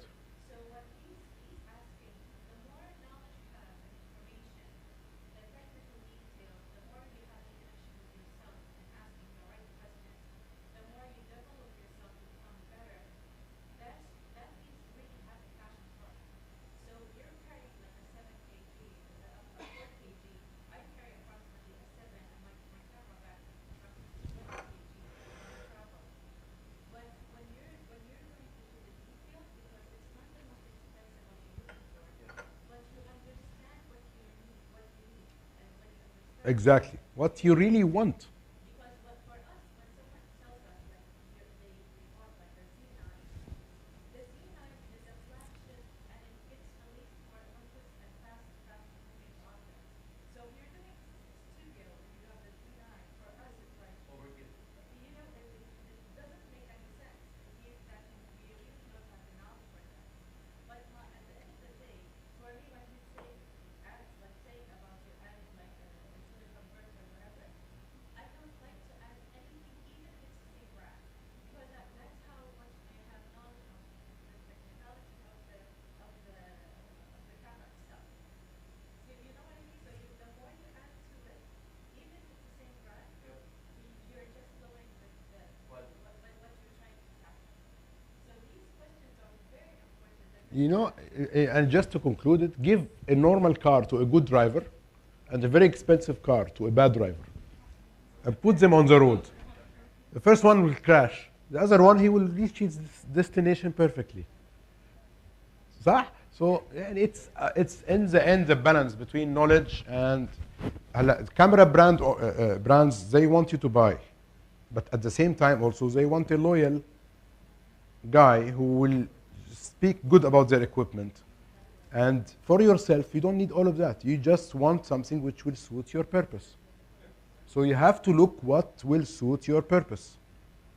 Don't get overwhelmed that I need to buy the 14 and the 24 and the 50 and the 100 just to have the full collection.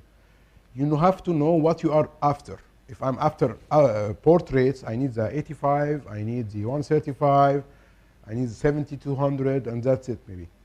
If I'm after sports, I will need like 200, 500, I will need the 400, the 600, with the same with nature.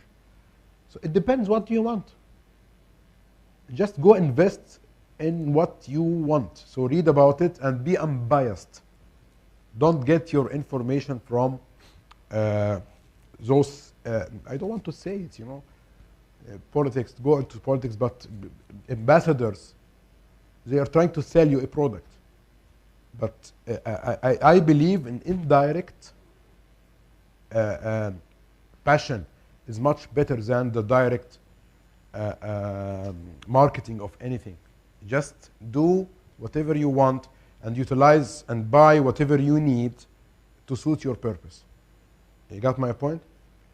So inshallah, I hope you enjoyed it. More to come, inshallah. Thank you so much. My honor and pleasure, and we have crossed our limits by 12 minutes. Yes. هون ولا فين؟ انت هناك اوسع.